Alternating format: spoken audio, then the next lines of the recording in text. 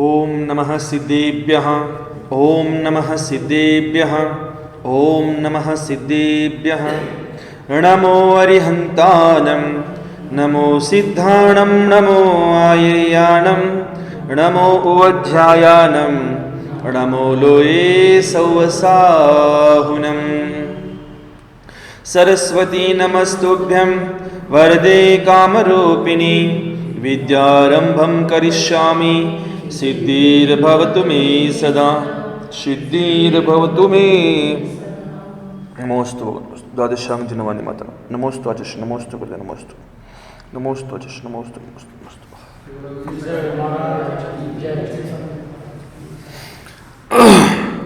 ಸದ್ಧರ್ಮ ಭವ್ಯ ಜೀವಿಗಳೇ, ಬೆಳಗ್ಗೆಯ ಸಮಯದಲ್ಲಿ, ಮುಂಜಾನೆಯ ಸಮಯದಲ್ಲಿ ಪರಿಶಃ ಜಯ 22 ಪ್ರಕಾರದ ಪರಿಶಹಗಳನ್ನು ಸಹಿಸಿಕೊಳ್ಳುವಂಥ ಆ ದಿಗಂಬರ ಮುನಿಗಳ ಚರ್ಯದ ಬಗ್ಗೆ ನಾವಿಲ್ಲಿ ಚರ್ಚೆ ಮಾಡ್ತಾ ಇದ್ದೀವಿ. ಯಾವ ರೀತಿ ಆ ಮುನಿಗಳು ಆ 22 ಪ್ರಕಾರದ ಪರಿಶಹಗಳನ್ನು ಸಮತಾಭಾವದಿಂದ ಸಹಜತೆಯಿಂದ ಅದನ್ನು ಸಹಿಸಿಕೊಳ್ತಾರೆ ಅನ್ನೋಂಥ ವಿಷಯದಲ್ಲಿ ನಾವು ನೋಡ್ತಾ ಇದ್ದೀವಿ. ಇವತ್ತಿನ ದಿವಸ ದಂಶಮಶಕ ಪರಿಶಯ ಅನ್ನೋಂಥ ವಿಷಯದ ಬಗ್ಗೆ ನಾವು ಚರ್ಚೆ ಮಾಡೋದಿದೆ. ಮೊನ್ನೆ ತನಕ ಉಷ್ಣ ಪರಿಶಯದ ಬಗ್ಗೆ ಚರ್ಚೆ ಮಾಡಿದ್ವಿ. ಇವತ್ತು ದಂಶಮಶಕ ಅಂತ ಅನ್ನೋಂಥ ಪರಿಶಯದ ಬಗ್ಗೆ ನಾವಿಲ್ಲಿ ಚರ್ಚೆ ಮಾಡೋದಿದೆ. ದಂಶಮಶಕ ಪರಿಶಯದಲ್ಲಿ ಬಹಳ ಸುಂದರವಾದ ಒಂದು ಉದಾಹರಣೆ ಹೇಳ್ತಾರೆ. ಏನಂತಂದ್ರೆ, ಜಹಾ ಚಾರಿತ್ರ ಹೋತಾ ಹೇ ವಹಾ ನಿಯಮ ಸೆ ಚಮತ್ಕಾರ ಹೋತಾ ಹೇ. ಎಲ್ಲಿ ಚಾರಿತ್ರದ ಪಾಲನೆ ಇರುತ್ತದೆ ಅಲ್ಲಿ ನಿಯಮದಿಂದ ಏನಿರುತ್ತೆ, ಚಮತ್ಕಾರ ಇದ್ದೇ ಇರುತ್ತೆ. ಡಂಕ ಮಾರನೆ ವಾಲೆ ಕಾ ಡಂಕಾ ನಹಿ ಪೀಟತೆ, ಡಂಕ ಮಾರನೆ वाले का डंका नहीं पीटते कि इसने मुझे डंक मारा है, और डंक मारने वाले को भी नहीं पीटते. डंक मारने वाले को भी नहीं पीटते, समता भाव से पीड़ा को सहन कर लेते हैं. डंक अंद्रेನ ಸೊಳ್ಳೆ, ಇವು ನೊಣಗಳು, ಕ್ರಿಮಿಕೀಟಗಳು ಇವೆಲ್ಲ ಬಂದು ಕಚ್ಚುತ್ತಾ ಇರ್ತಾವೆ ಅವರಿಗೆ, ಅದಕ್ಕೆ ಡಂಕ್ ಅಂತ ಹೇಳ್ತಾರೆ. ಕಚ್ಚೋದಂದ್ರೆ ಡಂಕ್. ಜೇನುಹುಳುಗಳು ಆದಿ ಇವೆಲ್ಲ ಕ್ರಿಮಿಕೀಟಗಳೆಲ್ಲ ಬಂದು ಅದರಲ್ಲಿ ಇವು ಬಂದು ಆ ಮುನಿಗಳಿಗೆ ಕಚ್ಚುತ್ತಾ ಇರ್ತಾವ, ಮೇಲೆಲ್ಲ ಕೂತ್ಕೊಂಡು ಇದು ಮಾಡ್ತಿರ್ತಾವ, ಹಿಂಸೆ ಮಾಡ್ತಿರ್ತಾವ. ಆ ಸಂದರ್ಭದಲ್ಲಿ ಅವರು ಡಂಕ್ ಮಾರನೆ ವಾಲೆ ಕಾ ಡಂಕಾ ನಹಿ ಪೀಡ್ತೆ, ಅವ್ರು ಯಾರಿಗೂ ಹೇಳ್ಕೊತ ಕೂರಲ್ಲ.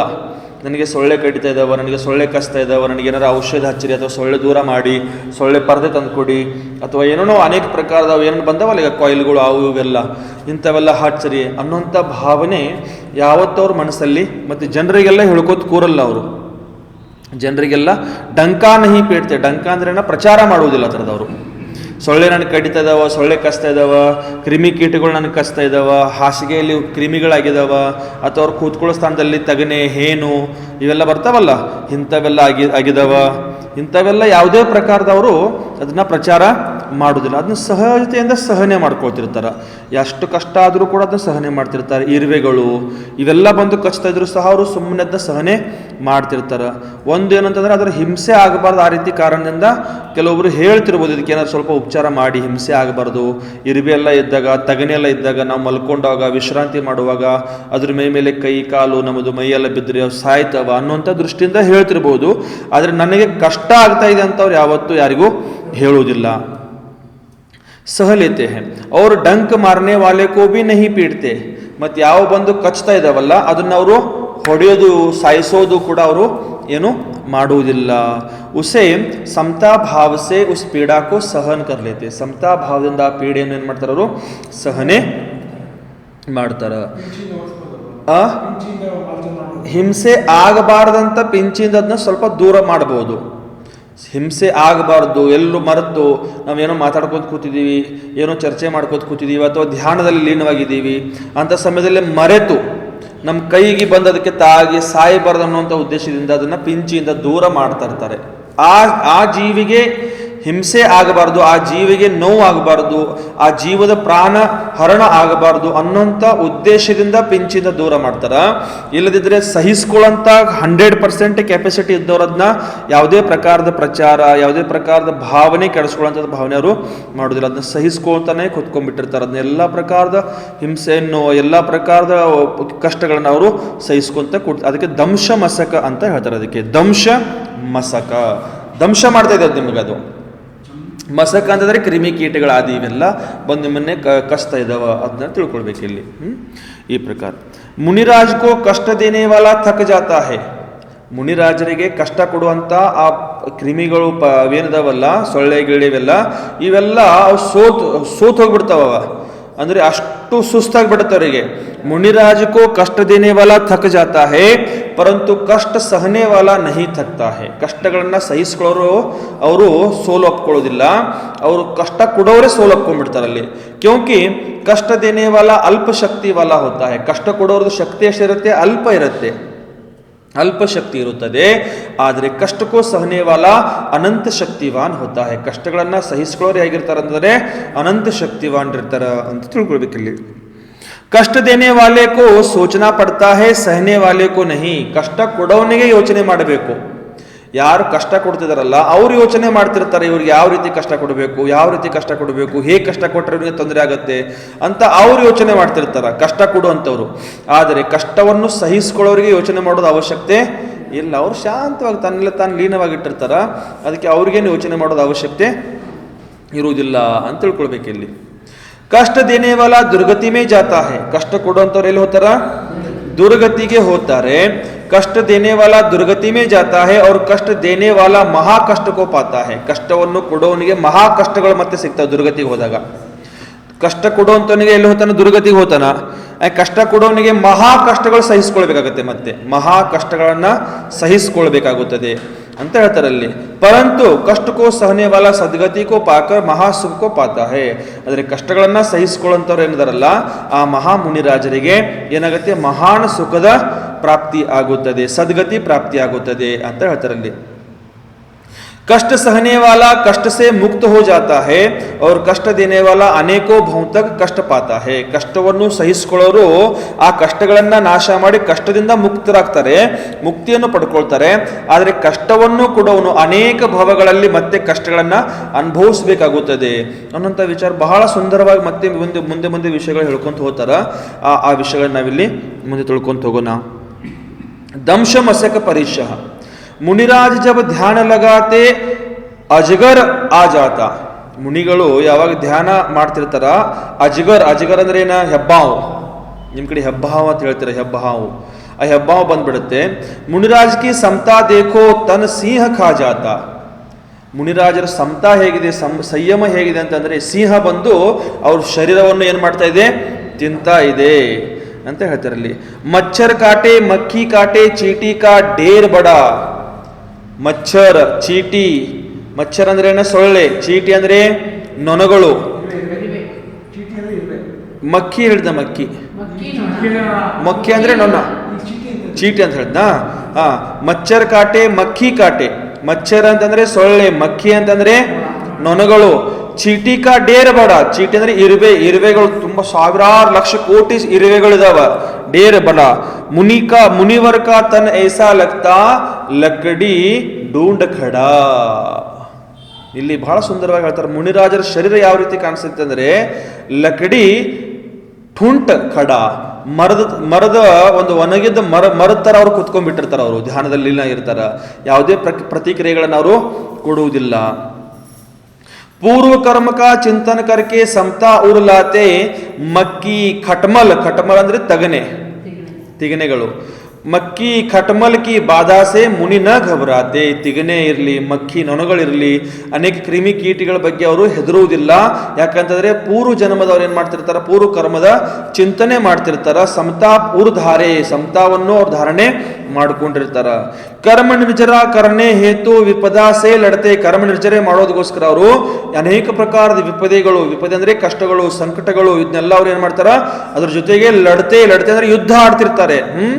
ಆದರೆ ದಂಶ ಪರಿಸಹ ಸಹನೆ ವಾಲೆ, ದಂಶ ಪರಿಸಹವನ್ನು ಸಹಿಸಿಕೊಳ್ಳೋರು ಶಿವ ಮಗಕ್ಕೋ ಗಡತೆ, ಶಿವ ಮಾರ್ಗವನ್ನು ಏನ್ ಮಾಡ್ಕೊಳ್ತಾರ, ಸ್ವೀಕಾರ ಮಾಡ್ಕೊಂಡ್ಬಿಡ್ತಾರ. ಏನ್ರಿ ಅನುಪಮ ಅಮ್ಮನವರು, ಅನುಪಮ ಅಮ್ಮನ ಅಲ್ಲವ ಅವರು? ಏನೋ ಕಪ್ ಹಚ್ಕೊಂಡ್ಬಂದಾರ ಕಣ್ಣಿಗೆ. ನಾನು ಏನಾಗಿದೆ ಅಂತ ಅನ್ಕೊಂಡಿದ್ದೀನಿ. ಸ್ವಲ್ಪ ಹಚ್ಕೊಳ್ಬೇಕಲ್ಲ, ಸರಿ ಮುಖಕ್ಕೆಲ್ಲ ಹಚ್ಕೊಂಡ್ಬಿಟ್ಟಾರ.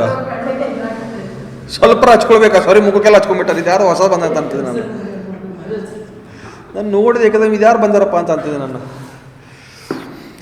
कोई आसन्य भव्य जब सम्यक दर्शन रूपी रत्न को प्राप्त कर लेता है. ಯಾರ ಆಸನ್ನ ಭವ್ಯ ಇರುವಂತಹ ಜೀವ ಸಮ್ಯಕ್ ದರ್ಶನ್ ರೂಪಿ ರತ್ನವನ್ನು ಪ್ರಾಪ್ತಿ ಮಾಡ್ಕೊಳ್ತಾರ. ತಬ್ ವಿಚಾರ ಕರ್ತಾ ಹೇ ಅನಾದಿ ಕಾಲಸೆ ಮೇ ಮಿಥ್ಯಾತ್ವಕ್ಕೆ ದಲ್ದಲ್ ಮೇ ರಚಾ ಪಚಾ ಹೋ. ಅವಾಗ ಯೋಚನೆ ಮಾಡ್ತಾರ, ಅನಾದಿ ಕಾಲದಿಂದ ನಾನು ಎತ್ತರಲ್ಲಿದ್ದೀನಿ, ಮಿಥ್ಯಾತ್ವ ರೂಪಿ ಈ ದಲ್ದಲ್ ಅಂದ್ರೆ ಏನ, ಕೆಸರು, ಈ ಕೆಸರಿನಲ್ಲಿ ನಾನು ಲಿಪ್ತಾಗಿ ಅದರಲ್ಲಿ ಸಿಗಾಕೊಂಡ್ಬಿಟ್ಟಿದ್ದೀನಿ ಅಂತ ಹೇಳ್ತಾರೆ ಅವರು. ಅತ್ಯಂತ ಕಠಿಣತಾಸೆ ಮುಜೆ ಸಮ್ಯಕ್ ದರ್ಶನ ಪ್ರಾಪ್ತ. ಬಹಳಷ್ಟು ಕಷ್ಟಗಳಿಂದ, ಕಠಿಣತೆಯಿಂದ ನನಗೆ ಸಮ್ಯಕ್ ದರ್ಶನ ಏನಾಗಿದೆ, ಪ್ರಾಪ್ತ ಆಗಿದೆ. ಅನಂತ ಕಾಲ ಮೇ ಅನಂತ ಪರ್ಯಾಯ ಮಿಥ್ಯಾತ್ವಕ್ಕೆ ಸಾತ್ ಸಮಾಪ್ತ ಹೋಗಿ. ಅನಂತ ಕಾಲದಿಂದ ಅನಂತ ಪರ್ಯಾಯಗಳೆಲ್ಲಾನು ಮಿಥ್ಯಾತ್ವದಿಂದ ನಾನು ಪರ್ಯಾಯಗಳನ್ನು ಏನ್ ಮಾಡಿದ್ದೀನಿ, ಸಮಾಪ್ತ ಮಾಡಿದೀನಿ. ಅಜ್ಞಾನತಾಕ್ಕೆ ಸಾತ್ ವ್ಯತೀತ ಹೋಗಯಿ. ಮತ್ತು ಅಜ್ಞಾನತೆ ಜೊತೆಗೆ ನಾನು ನನ್ನ ಈ ಪರ್ಯಾಯಗಳನ್ನೆಲ್ಲ ಏನ್ ಮಾಡಿದೀನಿ, ವ್ಯತೀತ ಹೋಗಿಸಿದೀನಿ, ಕಳೆದಿದ್ದೀನಿ. ಕ್ಯೋಂಕಿ ಅಜ್ಞಾನ ಮಿಥ್ಯಾತ್ವ ಕಾ ಅನುಚರ ಹೇ. ಅಜ್ಞಾನ ಏನಿದೆ ಅದು ಮಿಥ್ಯಾತ್ವದ ಅನುಚರ ಇದೆ. ಅವ್ರ ಮಿಥ್ಯಾತ್ವ ಅಜ್ಞಾನ ಕಾ ಗುಪ್ತಚರ ಹೇ. ಮಿಥ್ಯಾತ್ವ ಏನಿದೆ, ಅಜ್ಞಾನದ ಒಂದು ಗುಪ್ತಚರ. ಗುಪ್ತಚರ ಅಂದ್ರೆ ಗೊತ್ತಾಗತ್ತಾ? ಗುಪ್ತಚರ ಅಂದ್ರೆ ಏನ್ರಿ ವೈಭವನ? ಗುಪ್ತಚರ ನಿಮಗೆ ಆ ಕಡೆದು ಬಂದು ಈ ಕಡೆ ಹೇಳ್ತಿರ್ತಾರೆ ನೋಡ್ರಿ, ಗುಪ್ತವಾಗಿ. ಕೆಲವೊಂದು ರಾಜರ ಕಾಲದಲ್ಲಿ ಗುಪ್ತಚರ ಇರ್ತಿದ್ರು. ಈಗ ನಿಮ್ದು ರಾಜ್ಯ ಬೇರೆ, ಇವ್ರದ್ದು ರಾಜ್ಯ ಬೇರೆ. ಇವ್ರದ್ದು ರಾಜ್ಯದಲ್ಲಿ ನಿಮ್ಮ ಪ್ರಜೆಗಳು, ನಿಮ್ಮ ಯಾರೋ ಗುಪ್ತಚರರು ಅವರೆಲ್ಲ ಇರ್ತಾರೆ. ಅಲ್ಲಿ ಏನೇನು ನಡೆದಿದೆ ಅದನ್ನೆಲ್ಲ ಬಂದು ನಿಮಗೆ ಹೇಳ್ತಿರ್ತಾರೆ ಅವರು, ಅಂತ ಗುಪ್ತಚರ. ಈ ಮಿಥ್ಯಾತ್ವ ಹೇಗಿದೆ ಅಂತಂದ್ರೆ ಅಜ್ಞಾನದ ಗುಪ್ತಚರ. ಅದು ಮಿಥ್ಯಾತ್ವ ಹೇಗಿದೆ ಅಂತಂದ್ರೆ ಅಜ್ಞಾನದ ಗುಪ್ತಚರ ಆಗಿದೆ. ಅಜ್ಞಾನ और मिथ्यात्व ये दोनों चोर मोसेरे भाई की सुक्ति को ಚರಿತಾರ್ಥ करने वाले है. ಅಜ್ಞಾನ ಮತ್ತು ಮಿಥ್ಯಾತ್ವ ಹೇಗಿದೆ ಅಂತಂದ್ರೆ ಇವೆರಡು ಚೋರ್ ಎರಡು ಕಳ್ಳರದಾವ, ಎರಡು ಜನ ಅವರು ಹೇಗಂತಂದ್ರ ಮೋಸೆರೆ ಭಾಯಿ, ದೊಡ್ಡಮ್ಮ ಚಿಕ್ಕಮ್ಮನ ಮಕ್ಕಳು ಇರ್ತಾರಲ್ಲ ನಿಮ್ಗೆ, ಅವಾಗ ತಮ್ಮ ಅಣ್ಣ ಅಂತ ಹೇಳ್ತಿರಲ್ಲ, ಆ ರೀತಿ ಇದ್ದಂಗೆ ಇವರು ಎರಡು ಜನ. ಇವರು ಮಿಥ್ಯಾತ್ವ ಮತ್ತು ಅಜ್ಞಾನ ಇವೆರಡು ಜನ ಒಟ್ಟಿಗೆ ಇರ್ತಾವ, ತಿಳ್ಕೊಳ್ಬೇಕಿಲ್ಲಿ. ಎಲ್ಲಿ ಅಜ್ಞಾನ ಇದೆ ಅಲ್ಲಿ ಮಿಥ್ಯಾತ್ವ ಇದೆ ನೋಡ್ರಿ. ಪಾರ್ಶ್ವನಾಥನ ಏನ್ ಹೇಳ್ತಾರೆ ಇಲ್ಲಿ, ಎಲ್ಲಿ ಅಜ್ಞಾನ ಇದೆ ಅಲ್ಲಿ ಮಿಥ್ಯಾತ್ವ ಇದ್ದೇ ಇದೆ, ಖಂಡಿತ ಅಲ್ಲಿ ಇದ್ದೇ ಇದೆ ಅಂತ ತಿಳ್ಕೊಳ್ಬೇಕು ಇಲ್ಲಿ. ಅಜ್ಞಾನ और मिथ्यात्व ಇದಾಯ್ತು, ಚರಿತಾರ್ಥ करने ಆಯ್ತು. ಮಿಥ್ಯಾತ್ವ और ಅಜ್ಞಾನ से कोई जीव नहीं बच सका. ಅಜ್ಞಾನ ಮತ್ತು ಮಿಥ್ಯಾತ್ವದಿಂದ ಯಾವುದೇ ಜೀವ ತನ್ನ ಕಾಪಾಡಿಕೊಳ್ಳಿಕ್ಕೆ ಸಾಧ್ಯ ಆಗಿಲ್ಲ. ಸಮ್ಯಕ್ ದರ್ಶನ ಪ್ರಾಪ್ತ ಹೋನೆ ಪರ್ दोनों 9 2 11 हो जाते हैं. ಸಮ್ಯಕ್ ದರ್ಶನ ಪ್ರಾಪ್ತ ಆದ ನಂತರ ಇವೆರಡು ಏನಿದಾವಲ್ಲ 9 2 11 ಅಂತಂದ್ರೇನ, ಇವೆರಡು ಏನಾಗ್ತಾವ, ಓಡ್ ಹೋಗ್ಬಿಡ್ತಾವ. ಯಾವ ಮಿಥ್ಯಾತ್ವ ಮತ್ತು ಅಜ್ಞಾನ ಇವೆರಡು ಏನಾಗ್ತಾವ, ಓಡ್ ಹೋಗ್ಬಿಡ್ತಾವ ಸಮ್ಯಕ್ ದರ್ಶನ ಪ್ರಾಪ್ತ ಆದ ನಂತರ. ಯಹಿ ತೋ ಸಮ್ಯಕ್ತ್ವ ಕಿ ವಿಶೇಷತಾ ಹೇ. ಇದೇ ಸಮ್ಯಕ್ತ್ವದ ಏನಿದೆ, ಇದು ವಿಶೇಷತೆ ಇದೆ. ಮಿಥ್ಯಾತ್ವ ಅನಾದಿ ಹೋತಾ ಹೇ और ಸಮ್ಯಕ್ತ್ವ ಸಾಧಿ ಹೋತಾ ಹೇ. ಮಿಥ್ಯಾತ್ವ ಏನಿದೆ ಇದು ಅನಾದಿ ಇದೆ, ಮತ್ತು ಸಮ್ಯಕ್ತ್ವ ಏನಿದೆ ಜಯಂತಮ್ಮ, ಸಾಧಿ ಇದೆ ಅಂತ ತಿಳ್ಕೊಳ್ಬೇಕು ಇಲ್ಲಿ.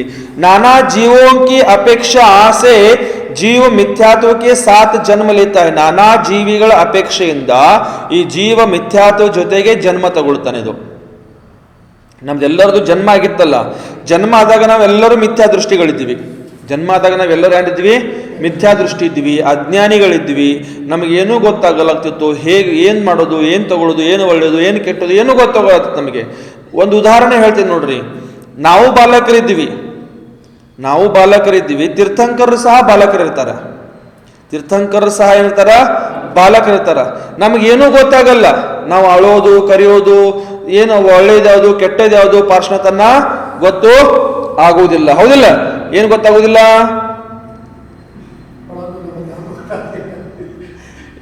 ಏನ್ ಗೊತ್ತಾಗೋದಿಲ್ಲ, ಒಳ್ಳೇದ್ಯಾವುದು ಕೆಟ್ಟದ್ಯಾವುದು ಗೊತ್ತಾಗೋದಿಲ್ಲ. ಹೌದಿಲ್ಲ? ನಮ್ ಲಕ್ಷ್ಯ ಎಲ್ಲ ನಮ್ ಕಡೆ ಇರಬೇಕು.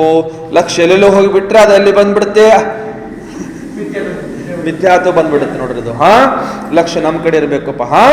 ಏನ್ರಿ ಬಹಳ ಸುಂದರವಾಗಿ ಉದಾಹರಣೆ ಹೇಳ್ಕತ್ತಾರೆ ಇಲ್ಲಿ. ಇದೇನು ಬಹಳ ಗರಿಷ್ಠ ಇಲ್ಲ, ಇದು ಬಹಳ ಸಹಜತೆಯಿಂದ ಸ್ವೀಕಾರ ಮಾಡ್ಕೊಳ್ಬಹುದು ಇದನ್ನ. ಇಲ್ಲಿ ಏನ್ ಹೇಳ್ತಾ ಇದಾರೆ ಅಂತಂದ್ರೆ, ಬಾಲಕ ಎರಡು ಪ್ರಕಾರದ ಬಾಲಕರು ಹೇಳಿದ್ರಲ್ಲಿ. ಒಂದು ಸಾಮಾನ್ಯ ಬಾಲಕ, ಒಂದು ತೀರ್ಥಂಕರ ಬಾಲಕ. ಸಾಮಾನ್ಯ ಬಾಲಕನಿಗೆ ಏನೂ ಗೊತ್ತಿರಲ್ಲ ಪರಶುತನ, ಒಳ್ಳೇದ್ಯಾವುದು ಕೆಟ್ಟದ್ಯಾವುದು, ಏನ್ ಸ್ವೀಕಾರ ಮಾಡಬೇಕು ಏನ್ ಸ್ವೀಕಾರ ಮಾಡಬಾರ್ದು, ಏನ್ ತಿನ್ಬೇಕು ಏನ್ ತಿನ್ನಬಾರ್ದು, ಎಲ್ಲಿ ಹೋಗಬೇಕು ಎಲ್ಲಿ ಹೋಗಬಾರ್ದು, ಎಲ್ಲವನ್ನೂ ಅದಕ್ಕೆ ಏನೂ ಗೊತ್ತಾಗೋದಿಲ್ಲ ಸಾಮಾನ್ಯ ಬಾಲಕನಿಗೆ. ಅದ್ರ ತೀರ್ಥಂಕರ ಬಾಲಕಂದು ಹಾಗಿರಲ್ಲ ನೋಡ್ರಿ. ಜನ್ಮತಾನೇ ಅದಕ್ಕೆ ಸಮ್ಯಕ್ತ್ವ ಇರುತ್ತೆ, ಜನ್ಮತಾನೇ ಆ ಜೀವಕ್ಕೆ ಸಮ್ಯಕ್ ಜ್ಞಾನ ಇರುತ್ತೆ.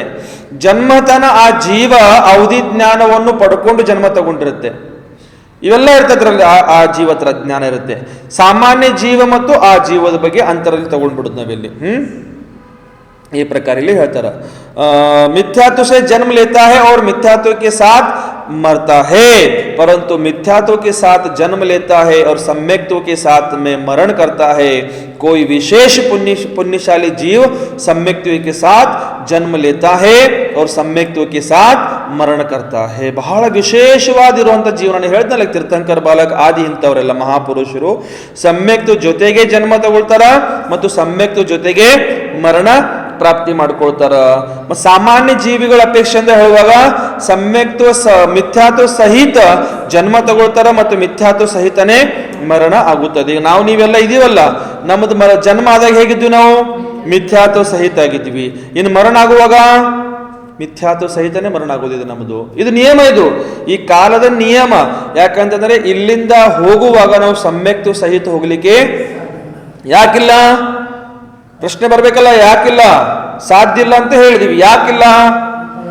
ಯಾಕಿಲ್ಲ ಅಂತಂದ್ರೆ ಈ ಪಂಚಮ ಕಾಲದಲ್ಲಿ ಕ್ಷಾಯಿಕ್ ಸಮ್ಯಕ್ತ್ವ ಪಡ್ಕೊಂಡು ಆ ಸಮ್ಯಕ್ತ್ವವನ್ನು ತಗೊಂಡು ಮುಂದಿನ ಭವಕ್ಕೆ ಹೋಗುವಂತ ವ್ಯವಸ್ಥೆ ಇಲ್ಲಿ ಈ ಪಂಚಮ ಕಾಲದಲ್ಲಿ ಇಲ್ಲ.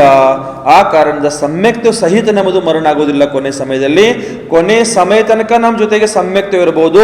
ಆದ್ರೆ ಇಲ್ಲಿಂದ ಈ ಪ್ರಾಣ, ಇಲ್ಲಿಂದ ಈ ಜೀವ, ಇಲ್ಲಿಂದ ಈ ಆತ್ಮ ಮುಂದಿನ ಭವಕ್ಕೆ ಹೋಗುವಾಗ ಆ ಹೋಗುವಂತ ಏನ್ ಸಮಯ ಇದೆಯಲ್ಲ, ಇಲ್ಲಿಂದ ಬಿಟ್ಟು ಅಲ್ಲಿ ಹೋಗಿ ತಲುಪೋ ತನಕ ಏನ್ ಸಮಯ ಇದೆಯಲ್ಲ, ಆ ಸಮಯ ಏನಿದೆ ಮಿಥ್ಯಾತ್ವದ ಕಾಲ ಇದೆ ಅಂತ ತಿಳ್ಕೊಳ್ಬೇಕು. ಇಲ್ಲಿ ಮಿಥ್ಯಾತ್ವ ಸಮೇತನೇ ಅಲ್ಲಿ ಹೋಗ್ತೈತಿ.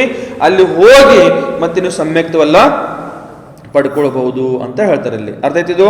ಅದು ನರಕದಲ್ಲಿ ಹೋಗಲಿ, ಸ್ವರ್ಗದಲ್ಲಿ ಹೋಗಲಿ, ಮನುಷ್ಯಗತಿಯಲ್ಲಿ ಹೋಗಲಿ, ತ್ರಿಯಂಚಗತಿಯಲ್ಲಿ ಹೋಗಲಿ, ಅಲ್ಲಿ ಹೋಗಿ ಇಲ್ಲಿಂದ ಬಿಟ್ಟಾಗ ಅಲ್ಲಿ ಹೋಗಿ ತಲುಪೋ ತನಕ ಆ ಕಾಲ ಏನಿದೆಯಲ್ಲ, ಆ ಕಾಲ ಮಿಥ್ಯಾತ್ವದ ಕಾಲ ಇದೆ. ಇನ್ನು ಅಲ್ಲಿ ಹೋದ ನಂತರ ನಿಮಗೆ ಸಮ್ಯಕ್ತ್ವ ಪ್ರಾಪ್ತಿ ಆಗಬಹುದು. ಮಾಡ್ಕೊಳ್ಳೋಂಥ ಪುಣ್ಯ ಇತ್ತಂದ್ರೆ ಆಗಬಹುದು, ಪುಣ್ಯ ಇಲ್ಲಾಗಿತ್ತಂದ್ರೆ ಮತ್ತೆ ಮಿಥ್ಯಾತ್ವದಲ್ಲಿ ಅನಾದಿ ಅನಂತ ಕಾಲ ತನಕ ಮತ್ತೆ ಸುತ್ತಬೇಕಾಗುತ್ತದೆ ಅಂತ ಹೇಳ್ತಾರೆ ಇಲ್ಲಿ. ಮುನಿಗಳಿರ್ಲಿ, ಆ ಶ್ರಾವಕರಿರ್ಲಿ, ಯಾರೋ ಇರ್ಲಿ, ಯಾಕಂದ್ರೆ ಕಾಲದ ನಿಯಮ, ಕಾಲದ ಪ್ರಕೃತಿ.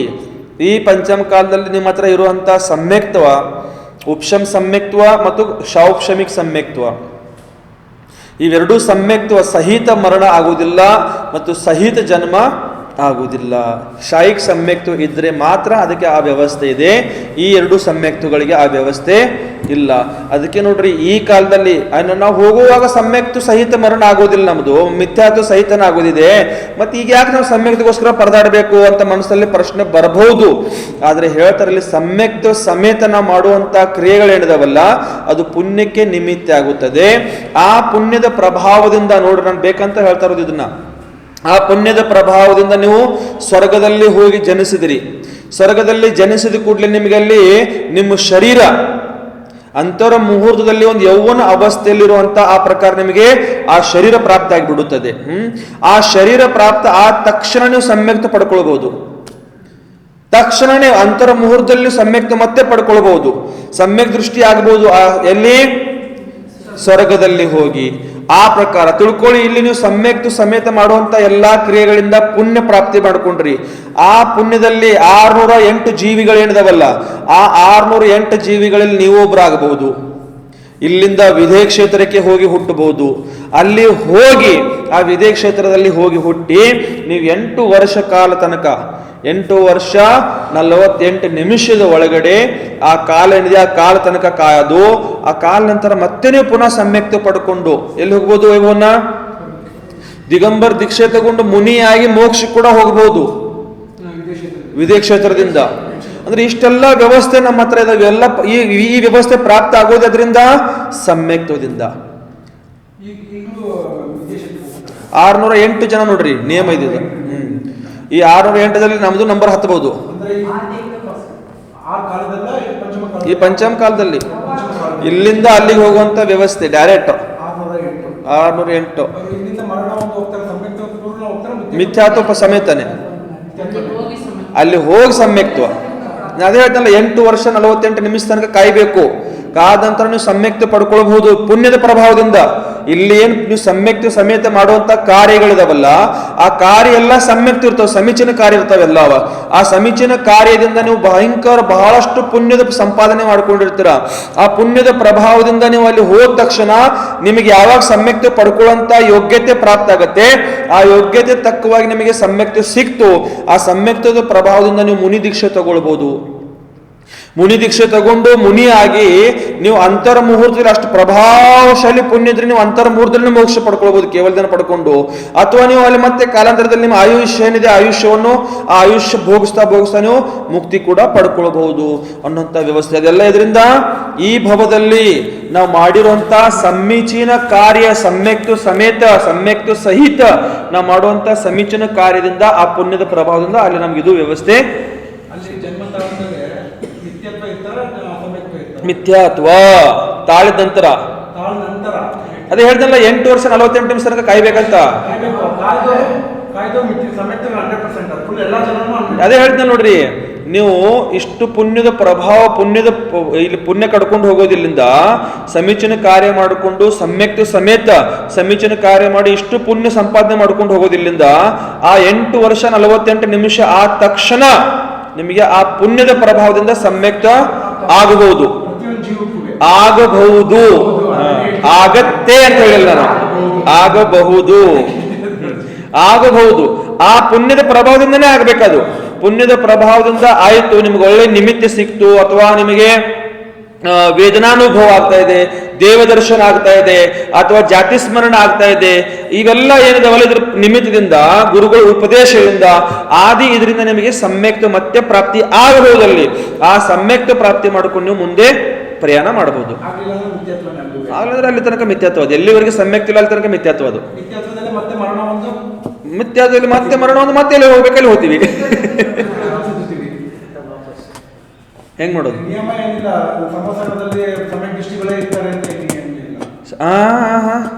ವಿದೇಹ ಕ್ಷೇತ್ರ ಅಂದ್ರೆ ಸಮೋಷರಣ ಅಲ್ಲ.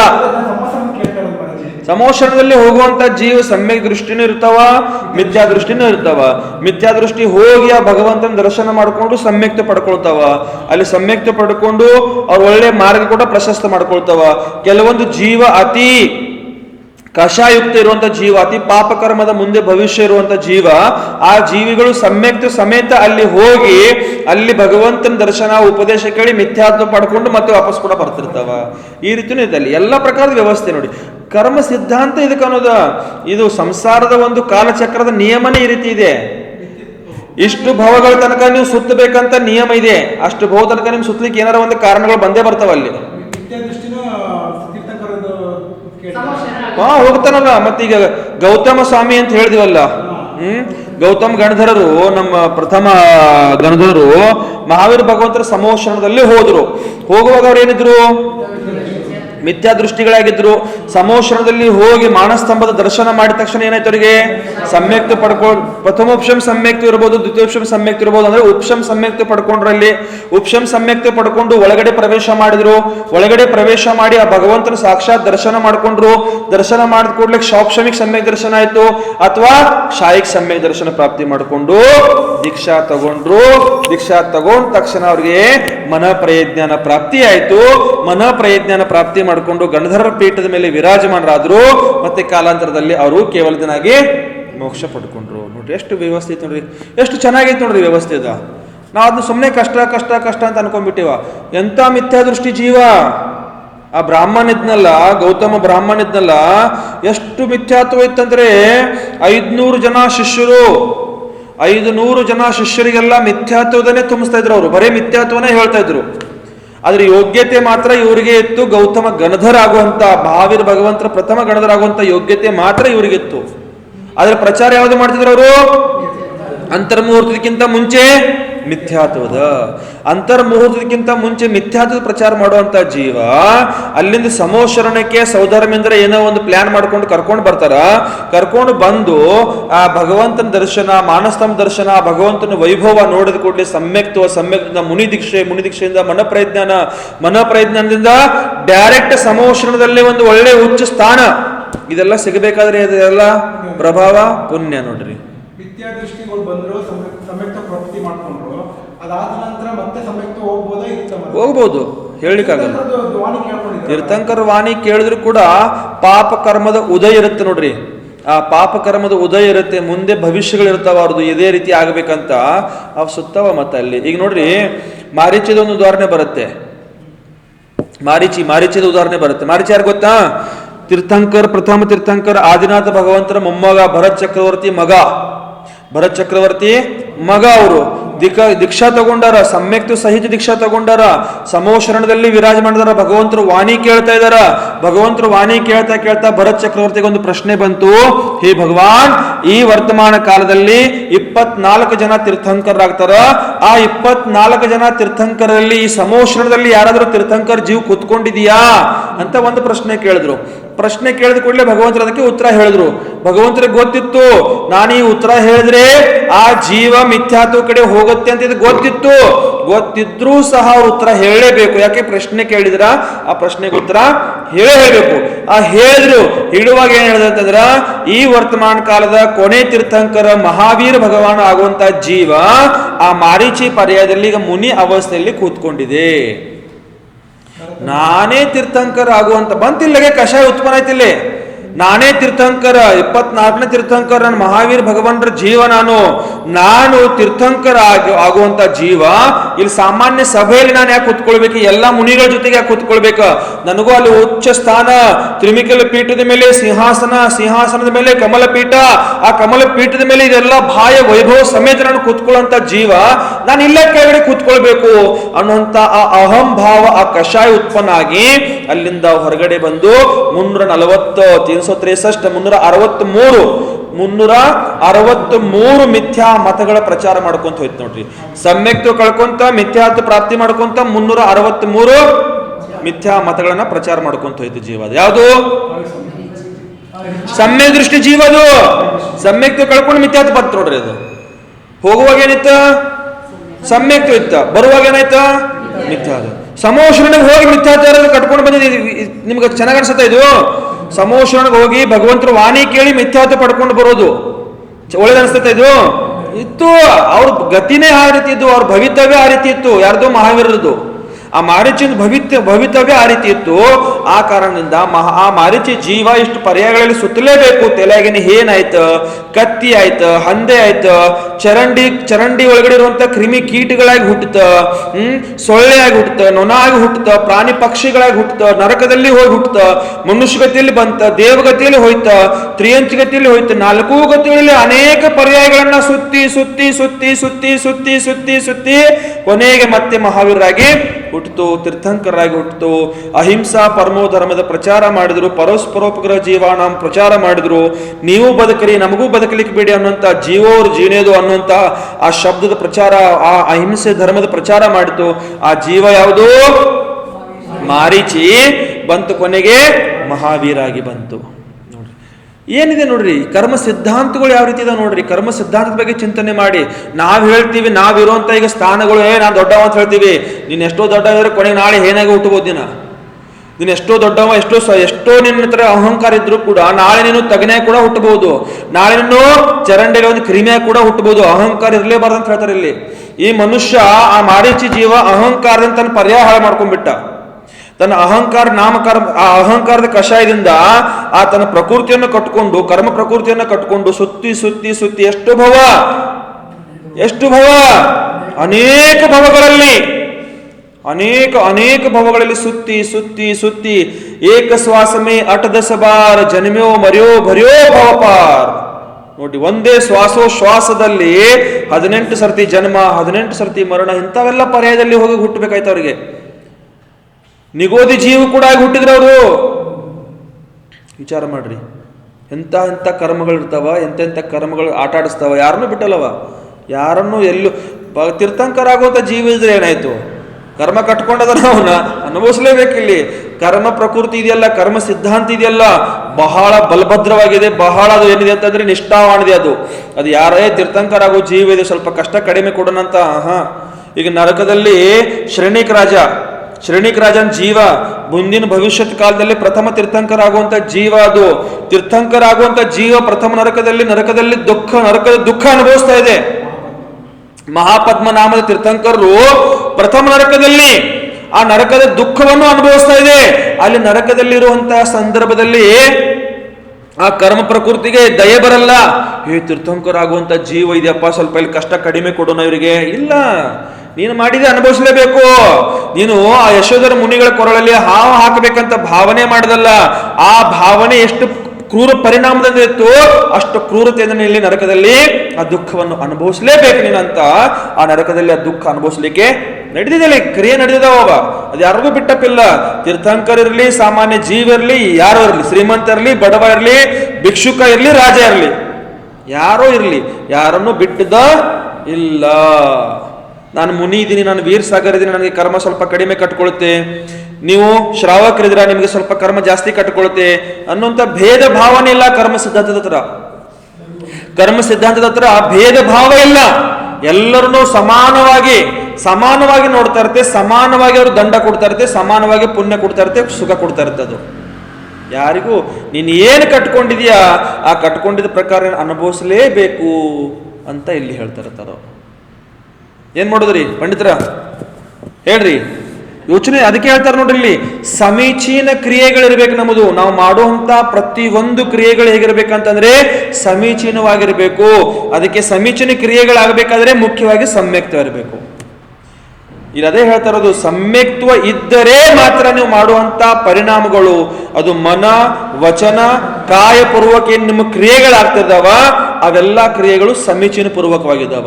ಸಮ್ಯಕ್ತ್ವ ಸಮೇತ ನೀವು ಇಲ್ಲಾಗಿದ್ದಂದ್ರೆ, ಸಮ್ಯಕ್ತ್ವ ಮಿಥ್ಯಾತ್ವ ಸಮೇತ ಇದ್ರಂತಂದ್ರ ಅದು ಮನ ವಚನ ಕಾಯ ತ್ರಿಯೋಗ ಪೂರ್ವಕ ಅಂತ ಹೇಳ್ತೀವಿ. ಅದಕ್ಕೆ ಆ ತ್ರಿಯೋಗ ಪೂರ್ವಕ ನೀವು ಮಾಡುವಂತ ಪ್ರತಿಯೊಂದು ಕಾರ್ಯಗಳೆಲ್ಲ ಏನಿರ್ತಾವ ಅಜ್ಞಾನತೆಯಿಂದ ಇರ್ತಾವ, ಅಜ್ಞಾನ ಪೂರ್ವಕವಾಗಿರ್ತಾವ, ಅದು ಮಿಥ್ಯಾತ್ವ ಪೂರ್ವಕವಾಗಿರ್ತಾವ, ಅಸಮೀಚೀನ ಪೂರ್ವಕವಾಗಿರ್ತಾವ.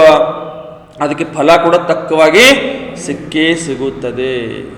ಆ ಅಹಂಭಾವ ಆ ಮರಚಿಗೆ ಹುಟ್ಟಬೇಕಾದ್ರೆ ಮೂಲತೆಯಿಂದ ಅಜ್ಞಾನ ಬೇಕು ಅವನಿಗೆ.